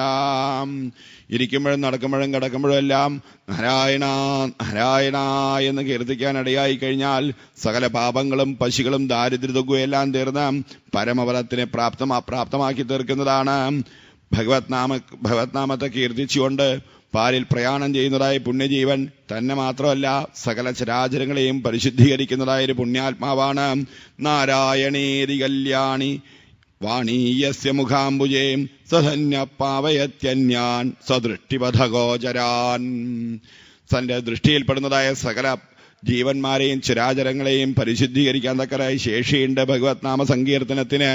അതുകൊണ്ടാ നമ്മൾ സാധാരണ പറയാറില്ലേ, പാപി ചെന്നടം പാതാളം, ഭക്തൻ ചെന്നടം അതറിയില്ല സ്വാമി, ഞങ്ങൾക്ക് ഞങ്ങളുടെ കാര്യം അറിയുള്ളൂ. ഭക്തൻ ചെന്നടം വൈകുണ്ഠം. ഭഗവത് നാമത്തെ കീർത്തിച്ചുകൊണ്ട് ഭക്തൻ എവിടെ ചെല്ലുന്നുവോ ആ ചരാചരങ്ങൾക്കെല്ലാം പരിശുദ്ധിയെ പ്രദാനം ചെയ്യുന്നതാണ്. അജ്ഞാനാൽ അഥവാ അജ്ഞാനാൽ ഉത്തമ ശ്ലോകനാമയൽ. അറിയാതെ ആണെങ്കിൽ പോലും നാമം നാവിൽ വന്നു കഴിഞ്ഞാൽ അത് രക്ഷയായി. അഗ്നിയിൽ അറിഞ്ഞു തൊട്ടാലും പൊള്ളും, അറിയാതെ തൊട്ടാലും പൊള്ളും. നമ്മൾ പനി വന്നു, പാരസിറ്റാമോൾ വാങ്ങി കഴിക്കും. ആ പാരസിറ്റാമോൾ എന്തൊക്കെ മോളാ ഉള്ളത് എന്നുള്ള കാര്യം അറിയില്ല. ആ മരുന്ന് കഴിച്ചു കഴിഞ്ഞാൽ അസുഖം മാറും. അതുപോലെ ഏത് പ്രകാരത്തിൽ നാമം ജപിച്ചു കഴിഞ്ഞാലും സകലവിധ പാപവാസനകളെയും നശിപ്പിക്കാൻ തക്കതായി ശേഷിയുണ്ട്. അത്രയും മഹിമാവോടുകൂടിയിരിക്കുന്നതായ തിരുനാമമാണ് ഇതാ ഈ അജാമളൻ കീർത്തിക്കാൻ ഇടയായിരിക്കുന്നത്. അതുകൊണ്ട് ഈ അജാമളുടെ ജീവനെ തൊട്ടുപോകരുത്, നിങ്ങൾ കൊണ്ടുപോകാൻ അർഹരല്ല എന്ന് വിഷുവാഷിതന്മാരെ കാലഭടന്മാരോടും കൽപ്പിച്ചതായ സമയത്ത് ആ കാലഭടന്മാരാവട്ടെ ആശ്ചര്യസ്തബ്ധരായി ആ കാലദണ്ഡും കാലപാശുമേന്തി ധർമ്മദേവന്റെ മുന്നിൽ ചെന്ന് ധർമ്മദേവന്റെ കാൽക്കലങ്ങൾ അടിയറവ് വയ്ക്കുകയാണ്. ധർമ്മദേവ, ഇത്രയും കാലം ഞങ്ങൾ കരുതിയത് അവിടുന്ന് മാത്രമാണ് ഈ ലോകത്തിന് മുഴുവൻ ഏക ശാസിതാവായിട്ടുള്ള ആളാണെന്നാണ് കരുതിയത്. ഇപ്പൊ ബോധ്യമായി അവിടുന്ന് മാത്രമല്ല വേറെയും ചില ആൾക്കാരൊക്കെ ഉണ്ട് കൂടെ ഭരിക്കാനെ കൊണ്ട് എന്ന്. അങ്ങനെ പല ആൾക്കാരും കൂടി ഭരിക്കാനിടയായി എന്ന് വിചാരിക്കുക. ഭരണം ഒരിക്കലും ശരിയാവില്ല. കോഴി കുറുക്കൻ കീരിയും പാമ്പും തട്ടിക്കൂട്ടി മുന്നണി ഉണ്ടാക്കി ഭരിക്കാനിടയാവുന്നത് എന്തുകൊണ്ടാ? നട്ടെല്ലുള്ളതായ ഒരാൾ ഭരിക്കാനില്ലാത്തത് കൊണ്ടാണ്. അങ്ങനെയുള്ള ഒരാളുടെ കീഴിൽ ഞങ്ങൾ പണിയെടുക്കാൻ തയ്യാറല്ല. ഞങ്ങൾക്ക് ഇന്നേ വരെ ഉണ്ടാവാത്തതായ ഒരു അനുഭവം ഉണ്ടായിരിക്കുകയാണ്. ഞങ്ങൾ ആജാവളന്റെ പാപജീവനെ കൊണ്ടുവരാനായി കൊണ്ട് ചെന്നതായ സമയത്ത് ആരാ നിശ്ചയില്ല 4 പേര് വന്ന് ഞങ്ങളെ ശകാരിച്ച് തിരിച്ചയച്ചു. എങ്ങനെ ഉണ്ടാവാനായിക്കൊണ്ട് അവിടുത്തെ ശാസനയെ ലംഘിക്കാൻ തക്കതായ ഒരാൾ ഈ ഭൂമുഖത്തിലുണ്ടോ? അങ്ങനെയാണെങ്കിൽ ഞങ്ങൾ അവിടുത്തെ കീഴിൽ പണിയെടുക്കാൻ തയ്യാറല്ലേ എന്ന് പറഞ്ഞ് കാലദണ്ഡം കാലഭാഷു അങ്ങ് അടിയറവ് പറഞ്ഞതായ സമയത്ത് ധർമ്മദേവൻ ഇരുകരങ്ങളും കൂപ്പിക്കൊണ്ടങ്ങ് അറിയിക്കുകയാണ്, ഹേ ഉണ്ണികളെ, ഈ ലോകത്തിന് മുഴുവൻ ഏകശാസിതാവായിരിക്കുന്ന ആൾ ഞാനല്ല, സർവേശ്വരനായ വിഷ്ണു ഭഗവാനാണ്. നിങ്ങൾക്കിങ്ങനെ വിഷമം ഉണ്ടാവാൻ കാരണം എന്താണെന്നുള്ളത് അറിയാം. ആ അജാമളൻ ഭഗവാന്റെ തിരുനാമത്തെ കീർത്തിച്ചതായ സമയത്ത് വിഷ്ണുഭാഷതന്മാരാണ് അവിടെ പ്രത്യക്ഷപ്പെട്ടത്. വിഷ്ണുഭാഷതന്മാരാണ് നിങ്ങളെ തിരിച്ചയച്ചിരിക്കുന്നത്. ഭഗവാന്റെ തിരുനാമം കീർത്തിക്കുന്നതായ ഭക്തന്മാരെ ഭഗവാൻ കാത്തുരക്ഷിക്കും. ഒരു പ്രകാരത്തിലും ഒരു അമംഗളവും അവർക്ക് അനുഭവിക്കാൻ ഇടയാവില്ല. ഒരു കുറവും ജീവിതത്തിൽ അവർക്ക് ഭഗവാൻ വരുത്തില്ല. ന വാസുദേവ ഭക്താനാം അശുഭം വിദ്യതേ ക്വചിൽ. കണ്ടറിവോ കേട്ടറിവോ ഉണ്ടാവില്ല ഭക്തന്മാർക്കൊരു ക്ലേശം വന്നതായിട്ട്. അജാമിളനിതാ ഭഗവാന്റെ തിരുനാമത്തെ കീർത്തിച്ചിരിക്കുകയാണ്. എത്ര തന്നെ പാപമെങ്കിലുമായ ജീവിതം നയിക്കുന്ന മഹാപാപിയാണെങ്കിലും നാമം നാവല് വന്നു കഴിഞ്ഞാൽ അതാ ജീവനെ സകലവിധ നരകയാതനകളിൽ നിന്നും മോചിപ്പിക്കുന്നതാണ്. ഓഹോ, അങ്ങനെയാണെങ്കിൽ വേദങ്ങളിൽ ചാന്ദ്രായനാദി വ്രതങ്ങളെ കുറിച്ചൊക്കെ പറഞ്ഞിട്ടുണ്ടല്ലോ. അതിൻ്റെ ഒന്നും ആവശ്യമില്ലല്ലോ. ഏത് പാപം ചെയ്ത ഒരാളായാലും നാമം ചോദിച്ചാലും മതി എന്ന് ഒറ്റ വാക്ക് പറഞ്ഞു വെച്ചാൽ പോരെ. പിന്നെന്തിനാ മറ്റ് വ്രതാനുഷ്ഠാനങ്ങളൊക്കെ കൽപ്പിച്ചിരിക്കുന്നത് എന്നാണെങ്കിൽ എല്ലാവർക്കൊന്നും മനസ്സിലാക്കാൻ പറ്റുന്നതല്ല ഭഗവത് നാമത്തിന്റെ മഹത്വം എന്ന് പറയുന്നത്. ലോകത്തിലാകെ 12 പേർക്ക് മാത്രമേ ഭഗവത് നാമത്തിന്റെ മഹത്വം മനസ്സിലാക്കാൻ സാധിച്ചിട്ടുള്ളൂ. നാമത്തിന്റെ മഹത്വം അറിയാത്തത് കൊണ്ടാണ് പല മാർഗങ്ങളെക്കുറിച്ച് പല പ്രകാരത്തിൽ പ്രവാചകന്മാര് ആചാര്യന്മാര് പ്രചരിപ്പിക്കാൻ ഒരു കാരണമായി തീർന്നിരിക്കുന്നത്. ആരെല്ലാമാണ് 12 പേര് ഭഗവത് നാമത്തിന്റെ മഹത്വത്തെ മനസ്സിലാക്കിയിരിക്കുന്ന ആൾക്കാരെ എന്നാണെങ്കിൽ സ്വയംഭൂർ നാരദ ശംഭു കുമാര കപിലോമനും പ്രഹ്ലാദോ ജനകോ ഭീഷ്മോ ബലിർവയ്യാസിർവയം ദ്വാരശൈതേ വിജാനീമോ ധർമ്മം ഭാഗവതം ഭടാഹം ഗുഹ്യം വിശുദ്ധം ദുർബോധം യജ്ഞാത്വാ അമൃതമശ്നുതേ. സാക്ഷാൽ ബ്രഹ്മദേവന് നാരദ മഹർഷിക്ക്, മഹാദേവന് സനൽകുമാര മഹർഷിക്ക്, കപിലവാസുദേവന് സ്വയംഭൂമനുന്, പ്രഹ്ലാദന് ജനകന്, ഭീഷ്മന് മഹാബലിക്ക്, ശ്രീശിവബ്രഹ്മർഷിക്ക്, ധർമ്മദേവനായി എനിക്ക്, ഇങ്ങനെ 12 പേർക്ക് മാത്രമേ ഭഗവത് നാമത്തിന്റെ മഹത്വം മനസ്സിലാക്കാൻ സാധിച്ചിട്ടുള്ളൂ. എന്തുകൊണ്ട്? ഗുഹ്യം, ഇത് അതീവ രഹസ്യമാണ്, പറഞ്ഞറിയിക്കാൻ സാധ്യമല്ല, അനുഭവിച്ചറിയേണ്ടതാണ്. പഞ്ചസാരയുടെ മാധുര്യം എത്ര കണ്ടുണ്ട് എന്നുള്ളത് പറഞ്ഞറിയിക്കാൻ സാധ്യമല്ല. നാവിലിട്ട് നുണച്ചു നോക്കിയാലേ അറിയുള്ളൂ. നാമം ജപിക്കുമ്പോഴേ അതിന്റെ മാധുര്യം അറിയാനേ കൊണ്ട് സാധിക്കൂ. വിശുദ്ധം, ജന്മജന്മാന്തരങ്ങളായി നമ്മളുടെ മനസ്സിൽ അടിഞ്ഞുകൂടിയിരിക്കുന്നത് എല്ലാ അജ്ഞാന വാസനകളെയും നശിപ്പിക്കുന്നതാണ്. എന്താണൊരു മാർഗം? ജന്മജന്മാന്തരങ്ങളായിരിക്കുന്നതായ ആ അജ്ഞാന അന്ധകാരത്തെ നശിപ്പിക്കാൻ നാമം ജപിച്ചുള്ളൂ. എല്ലാ അജ്ഞാന അന്ധകാരത്തെയും തീർക്കാൻ പോകുന്നതായ ശേഷിയുണ്ട് ഭഗവത് നാമ സങ്കീർത്തനത്തിന്. എന്നാൽ അതൊന്ന് തെളിയിക്കാൻ പറ്റുമോ? എന്താ തെളിവ് എന്നാണെങ്കിൽ ദുർബോധം. നിങ്ങളുടെ ബുദ്ധിയെ കൊണ്ട് ഒരിക്കലും അളന്ന് കണക്കാക്കാരെയും കൊണ്ട് സാധ്യമല്ല. നിങ്ങളുടെ ബുദ്ധി കൊണ്ട് നിങ്ങൾ വിചാരം ചെയ്ത് കണ്ടെത്തുന്നതല്ല. ദേശകാലങ്ങളാകുന്ന പരിധിക്കകത്തുള്ളതായ പദാർത്ഥങ്ങളെ മാത്രമേ ബുദ്ധി കൊണ്ട് അളക്കാൻ സാധ്യമാവൂ. ഇതാവട്ടെ മനസ്സിനും ബുദ്ധിക്കും അപ്പുറത്തിരിക്കുന്നതായ പരമസത്യത്തിന്റെ പരമസത്യയാണ് ഭഗവത് നാമ സങ്കീർത്തനം എന്ന് പറയുന്നത്. ഏതാവാനേവ ലോകേസ്മിൻ പുംസാം ധർമ്മപരസ്മൃതഃ. എല്ലാ ധർമ്മങ്ങളിലും വെച്ച് സർവോത്കൃഷ്ടമായ ധർമ്മം, ധർമാണാമുത്തമോ ധർമ്മോ നാമസങ്കീർത്തനം ഹരേ. എല്ലാ ധർമ്മങ്ങളിലും വെച്ച് ഉത്തമമായ ധർമ്മമാണ് ഭഗവത് നാമ സങ്കീർത്തനം. ഭക്തിയോഗോ ഭഗവതി തന്നാമഗ്രഹണാദിഭിഃ. ഈ സങ്കീർത്തന ഭക്തിയേക്കാൾ ഉപരിയായിരിക്കുന്ന ഒരു മഹാഭാഗ്യം, ഒരു മഹാമാർഗം വേറെയില്ല. ഇതാ നമ്മൾ കണ്ടതല്ലേ, നാമോച്ചാരണമാഹാത്മ്യം ഹരേ പശ്യതപുത്രകാഹം. ഭഗവത് നാമത്തിന്റെ മാഹാത്മ്യം നമ്മൾ നേരിട്ട് കണ്ടറിഞ്ഞില്ലേ. മഹാഭാവിയായ അജാമളൻ കൂടി ഇതാ ഭഗവത് നാമകീർത്തനത്താൽ പരമരത്തെ പ്രാപിക്കാനിടയായിരിക്കുകയാണ്. അതുകൊണ്ട് സംശയിക്കേണ്ട. എത്ര തന്നെ പാപിയായിരിക്കുന്ന ഒരാൾ തന്നെയായാലും തിരുനാമത്തെ കീർത്തിച്ചുകൊള്ളൂ. സ്വല്പം പോലും ശങ്കിക്കേണ്ടതായ ആവശ്യമില്ല. അതെങ്ങനെയാ? ഈ അർത്ഥവാദപരമായിട്ടല്ലേ ശാസ്ത്രത്തെ അവതരിപ്പിച്ചിരിക്കുന്നത്.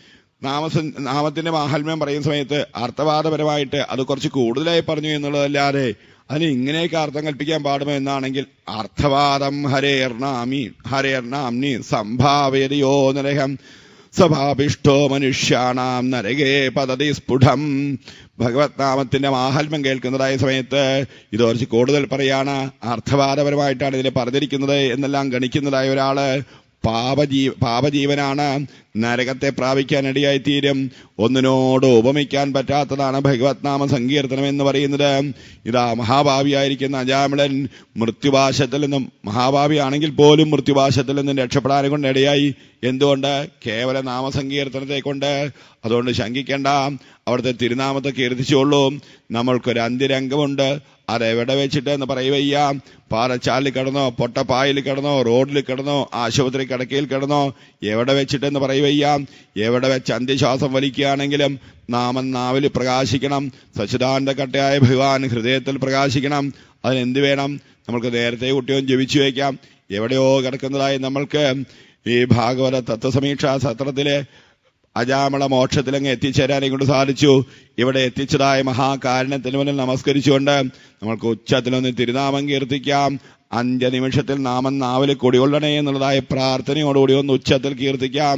നാരായണ നാരായണ നാരായണ നാരായണ നാരായണ നാരായണ നാരായണം നാരായണ നാരായണ നാരായണ നാരായണ നാരായണ നാരായണ നാരായണ നാരായണ നാരായണ നാരായണ നാരായണ നാരായണം നാരായണ നാരായണ നാരായണ നാരായണ നാരായണ നാരായണ നാരായണ നാരായണ നാരായണ നാരായണ നാരായണം നാരായണ നാരായണ നാരായണ നാരായണ നാരായണ നാരായണ നാരായണ നാരായണ നാരായണം സർവത്ര ഗോവിന്ദനാമ സങ്കീർത്തനം ഗോവിന്ദ ഗോവിന്ദ.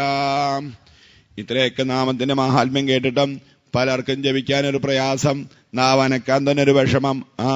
പാപം ചെയ്ത ആളുകളല്ലേ സ്വാമി നാമം ജപിക്കണ്ടോ? ഞങ്ങൾ പാപമൊന്നും ചെയ്തിട്ടില്ല എന്ന ഭാവത്താലാണോ ഇന്ന് ജപിച്ചില്ലെങ്കിൽ ഇനി എന്നാ ജപിക്കുക? ഇവിടെ ജപിച്ചില്ലെങ്കിൽ എവിടെയാ ജപിക്കുക? എന്തേ തിരുനാമത്തിലെ മാഹാത്മ്യം കേട്ടിട്ടും തിരുനാമം ജപിക്കാൻ ഒരു അവസരം കിട്ടിയിട്ടും നാമം ജപിക്കാത്തത് എന്നാണെങ്കിൽ ഒരു മഹാത്മാവ് ചോദിക്കാം. നാവില്ലാതെ ജനിക്കയോ നടനടേയുള്ളോരിളക്കാകയോ നാമത്തെ പടിയാകയോ നരകമെന്നോർത്താൽ കുളിർപ്പാകയോ നാവിൽ ദുർഘടമാകയോ നരകുലത്തിൽ ജന്മമല്ലാകയോ നാമോച്ചാരണം എന്തു ബന്ധം അറിവുള്ളോരും ത്യജിച്ചിടുവാൻ. നാവില്ലാതെ ജനിക്കയോ, നാവില്ലാതെ പോയോ.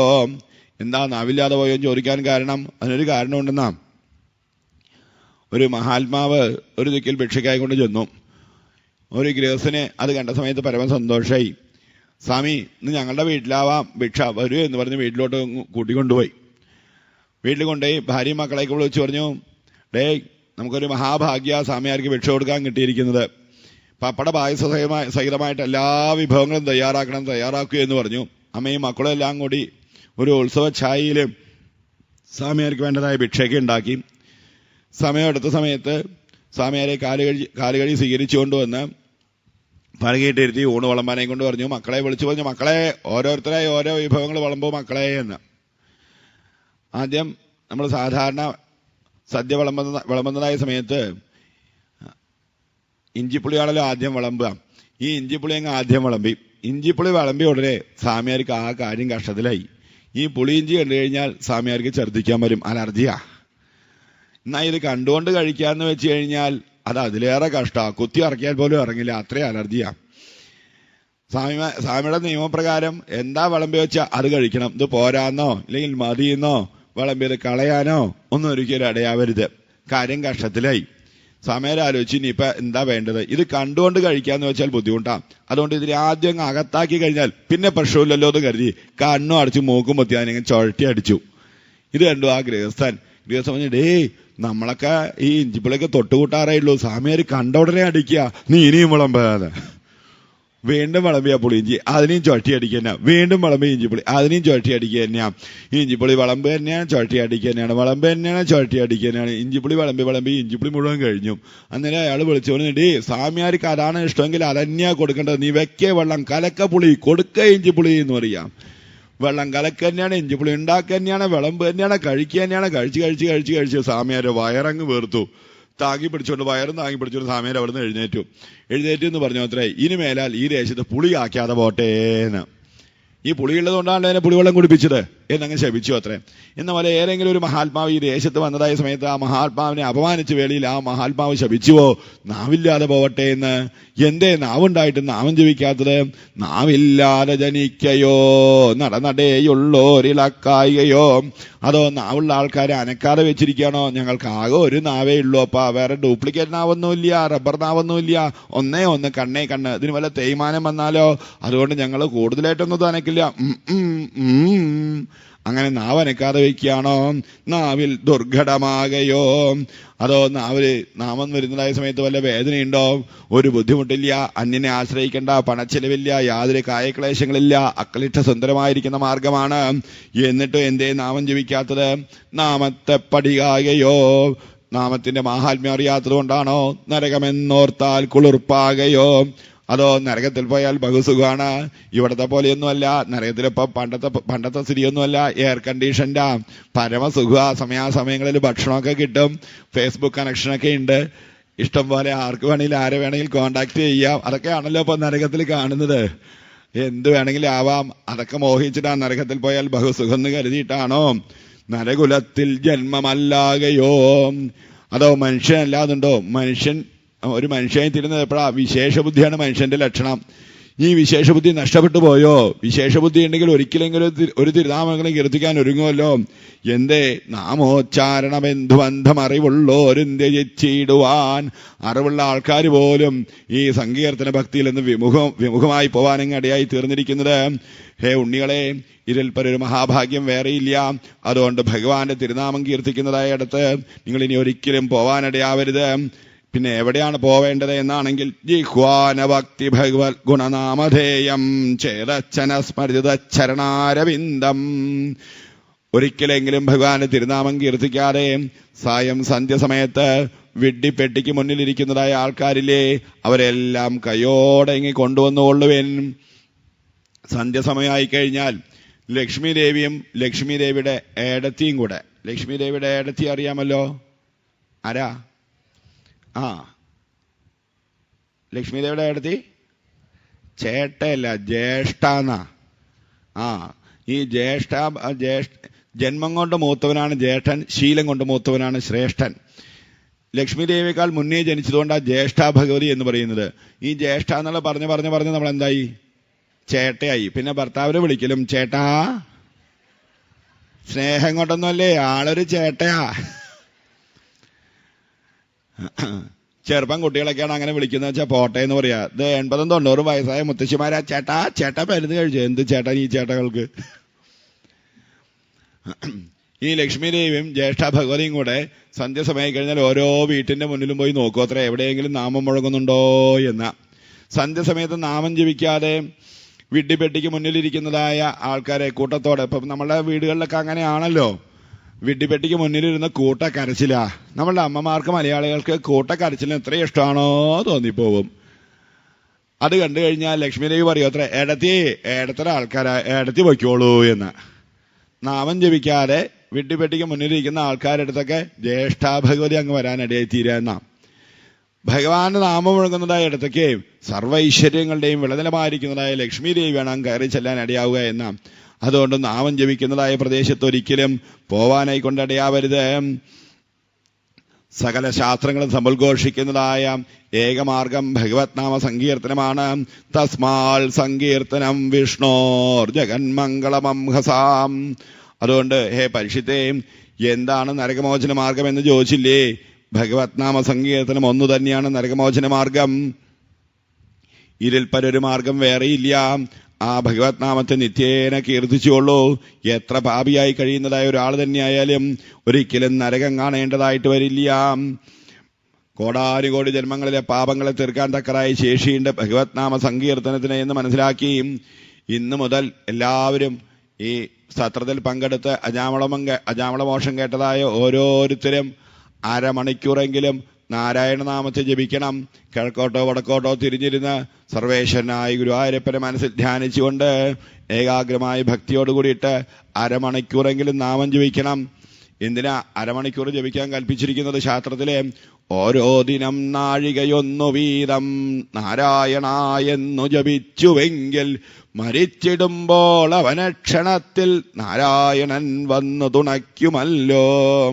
ഒരു ദിവസത്തിലെ 60 നാഴികയിലെ 59 നാഴികയും സ്വന്തം ആവശ്യത്തിന് വേണ്ടി നിങ്ങൾ എങ്ങനെ വേണേലും ചെലവഴിച്ചുകൊള്ളും.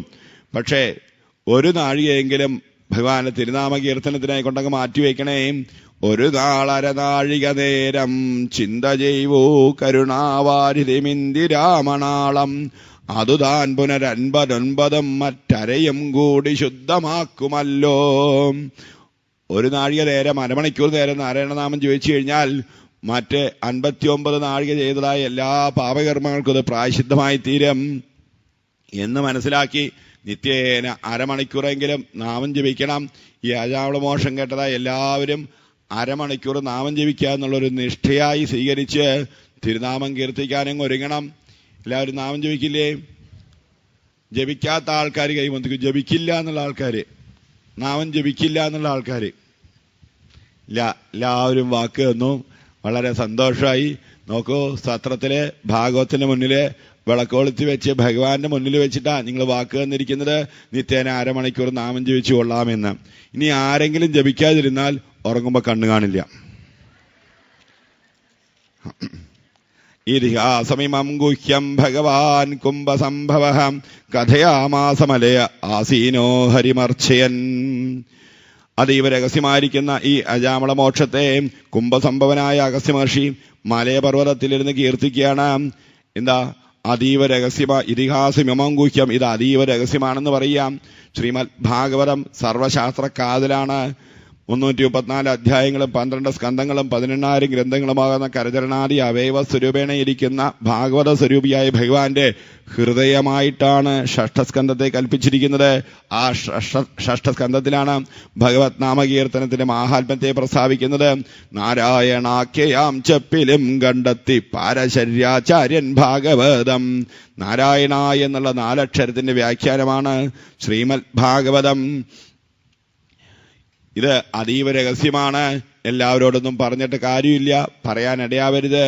അതുകൊണ്ടാ നമ്മള് പ്രാർത്ഥിക്കുന്ന സമയത്ത് ഗുരുനാഥൻ തുണ ചെയ്യുക സന്തതം, തിരുനാമങ്ങൾ നാവിന്മേലെപ്പോഴും പിരിയാതെ ഇരിക്കണം. അല്ലെ, പിരിയാതെ ഇരിക്കണം എന്നാ പ്രാർത്ഥിക്കുന്നത്. എന്താ പിരിയാതെ ഇരിക്കണം എന്ന് പ്രാർത്ഥിക്കാൻ കാരണം? പിരിയാതെ ഇരിക്കണം എന്ന് വെച്ച് കഴിഞ്ഞാൽ നിരന്തരം ജപിക്കണം എന്ന് മാത്രമല്ല അർത്ഥം. ഒരു കുടം പാലിൽ ഒരു തരി ഉപ്പ് പെട്ട് കഴിഞ്ഞാൽ ആ പാല് പിരുത്തു പോവും.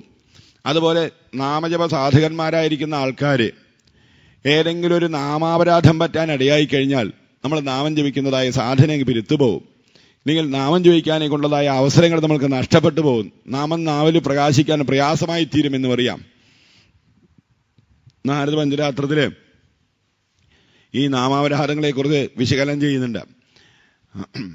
സന്നിന്ദ അസതി നാമവൈഭവഗതാ ശ്രീശേഷയോർഭേദീ അശ്രദ്ധ ശ്രുതിശാസ്ത്രദേശിരാജ്ഞാം നർത്തവാദഭ്യമ നാംനാർത്തി നിഷദ്ധവൃത്തിസ്ത്യാഗൗച്യം നാമേതരേർ സാമ്യം ശങ്കരസ്യ ഹരേർ നാമാപരാധാദശാം.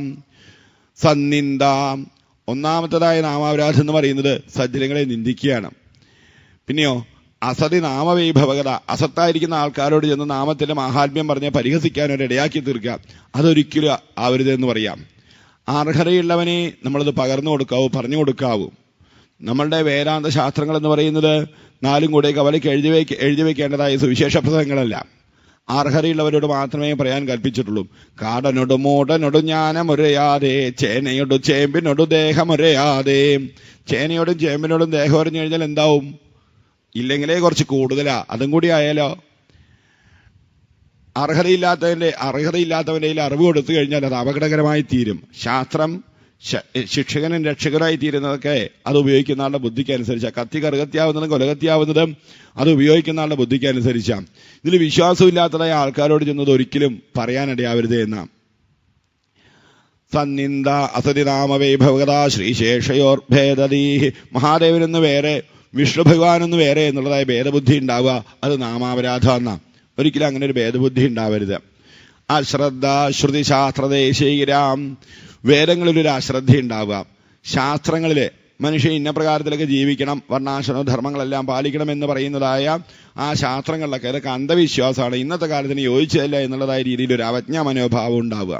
അതുപോലെ ഗുരുനാഥന്റെ വാക്കിൽ വിശ്വാസം ഇല്ലാതിരിക്കുക. ഗുരുവാക്ക് വേദവാക്കാണ്, അതിൽ വിശ്വാസം ഇല്ലാതിരിക്കുക. പിന്നെയോ ഞാൻ നാമം ജപിക്കുന്ന ആളല്ലേ എന്ന് പറഞ്ഞ് നിഷിദ്ധ വൃത്തി, പല പാപങ്ങളും ചെയ്യാം. ഒരാൾ വിചാരിച്ചു അത്ര ഈ അജാമളോഷം കേട്ട സമയത്ത് ഹാവ് സമാധാനായി, എനിക്ക് എത്ര വേണമെങ്കിൽ ഇനി മത്സ്യവും മാംസവും മദ്യവും ഒക്കെ കഴിക്കാം, ഒട്ടും പേടിക്കേണ്ട ആവശ്യമില്ല. എന്ത് ചെയ്താൽ മതി? അവസാനം നാരായണ എന്നൊന്ന് പറഞ്ഞാൽ മതിയല്ലോ എന്ന് കരുതി സന്തോഷിച്ചു അത്രേ. ചാവുമ്പോൾ ചൊല്ലാമെന്നോർത്താരോ സൂക്ഷിച്ചു, ചാവുമ്പോൾ ചൊല്ലാൻ മറന്നും പോയി.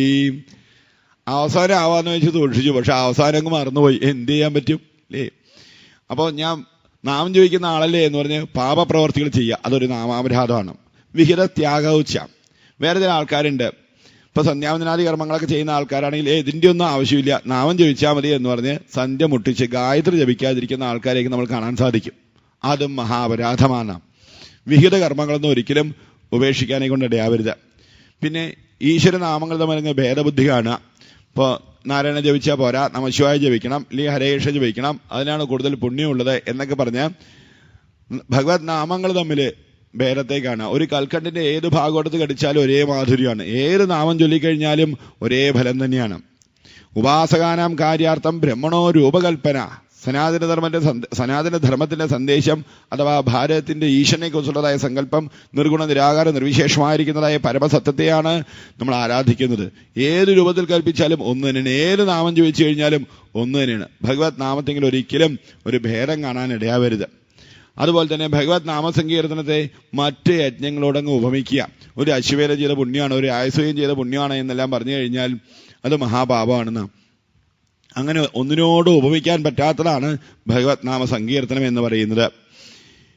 ഈ അസത്തായിരിക്കുന്ന ആൾക്കാരോട് ഇതൊരിക്കലും പറഞ്ഞറിയിക്കാൻ ഇടയാവരുത്. ഇത് അതീവ രഹസ്യമായി അനുഭവിച്ചറിയേണ്ടതായ ഒരു കാര്യമാണ്. കുംഭസംഭവനായ അഗസ്ത്യ മഹർഷി മലയപർവ്വതത്തിലിരുന്ന് ഇതിനെ കീർത്തിച്ചുകൊണ്ടങ്ങ് അർച്ചിക്കുകയാണ് ഈ അജാമള മോക്ഷത്തെ.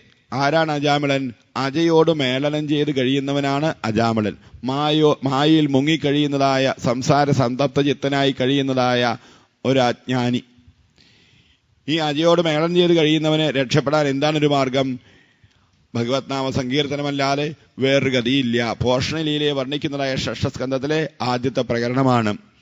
പോഷണം എന്ന് വെച്ച് കഴിഞ്ഞാൽ അനുഗ്രഹം, അനുഗ്രഹം എന്ന് വെച്ച് കഴിഞ്ഞാൽ തുടർന്ന് വരുന്നത്. തുടർന്ന് വരേണ്ടത് നമ്മൾക്ക് ഈ നാമസ്മരണമാണ്. നമ്മൾക്ക് പ്രപഞ്ച വിസ്മൃതിയും ആത്മസ്മൃതിയും ഭവിക്കണം, അതാണ് ലക്ഷ്യം. ആ ആത്മസ്മൃതി സഹജ സംസ്കാരമായി തീരാൻ കലികാലത്ത് നാമസ്മരണമാണ് എളുപ്പമായ മാർഗം. ഏതെങ്കിലും ഒരു പ്രകാരത്തിൽ ഏതെങ്കിലും ഒരു തിരുനാമത്തെ ഭഗവാന്റെ നാമത്തെ അനുസ്യൂതമായിട്ട് ജപിക്കുന്നതായ ഒരാൾക്ക് ആത്മസ്മൃതി സഹജമായി തീരും. വളരെ പെട്ടെന്ന് തന്നെ അങ്ങ് സഹജമായി തീരും. ഭഗവാൻ രമണ മഹർഷി പറയും, ഒരു കുരങ്ങനെ കയറ് കെട്ടിയിട്ടൊരു കുറ്റിയിലേക്ക് കെട്ടിയിട്ട് കഴിഞ്ഞാൽ പിന്നെ ആ കുരങ്ങൻ ചാടിപ്പോകുന്നതിനൊരു പരിധിയുണ്ട്. അതുപോലെ മനസ്സാവുന്ന കുരങ്ങനെ ഭഗവത് നാമമാകുന്ന പാശത്താൽ ആത്മസ്വരൂപമാകുന്ന കുറ്റിയിലേക്ക് കെട്ടിയിട്ട് കഴിഞ്ഞാൽ ചാടിപ്പോവാനൊരു പരിധിയുണ്ട്. അതിനപ്പുറം പോകാനെ കൊണ്ട് സാധ്യമല്ല. ആത്മസ്മൃതിക്ക് ഭഗവത് നാമസ്മരണമാണ് എളുപ്പമായ മാർഗമെന്ന് ലോകത്തെ ബോധിപ്പിച്ചുകൊണ്ട് കുംഭസംഭവനായ അഗസ്ത്യ മഹർഷി മലയപർവ്വതത്തിലിരുന്ന് കീർത്തിക്കുന്നു എന്ന് അരുളി ചെയ്ത് ഈ അജാമമോക്ഷത്തെ അർപ്പിച്ചിരിക്കുകയാണ്. ഭഗവത് നാമ സങ്കീർത്തനത്തെങ്കിൽ പൂർണ്ണ വിശ്വാസവും ഭക്തിയും ഉണ്ടാവാൻ ഭഗവാൻ അനുഗ്രഹിക്കട്ടെ.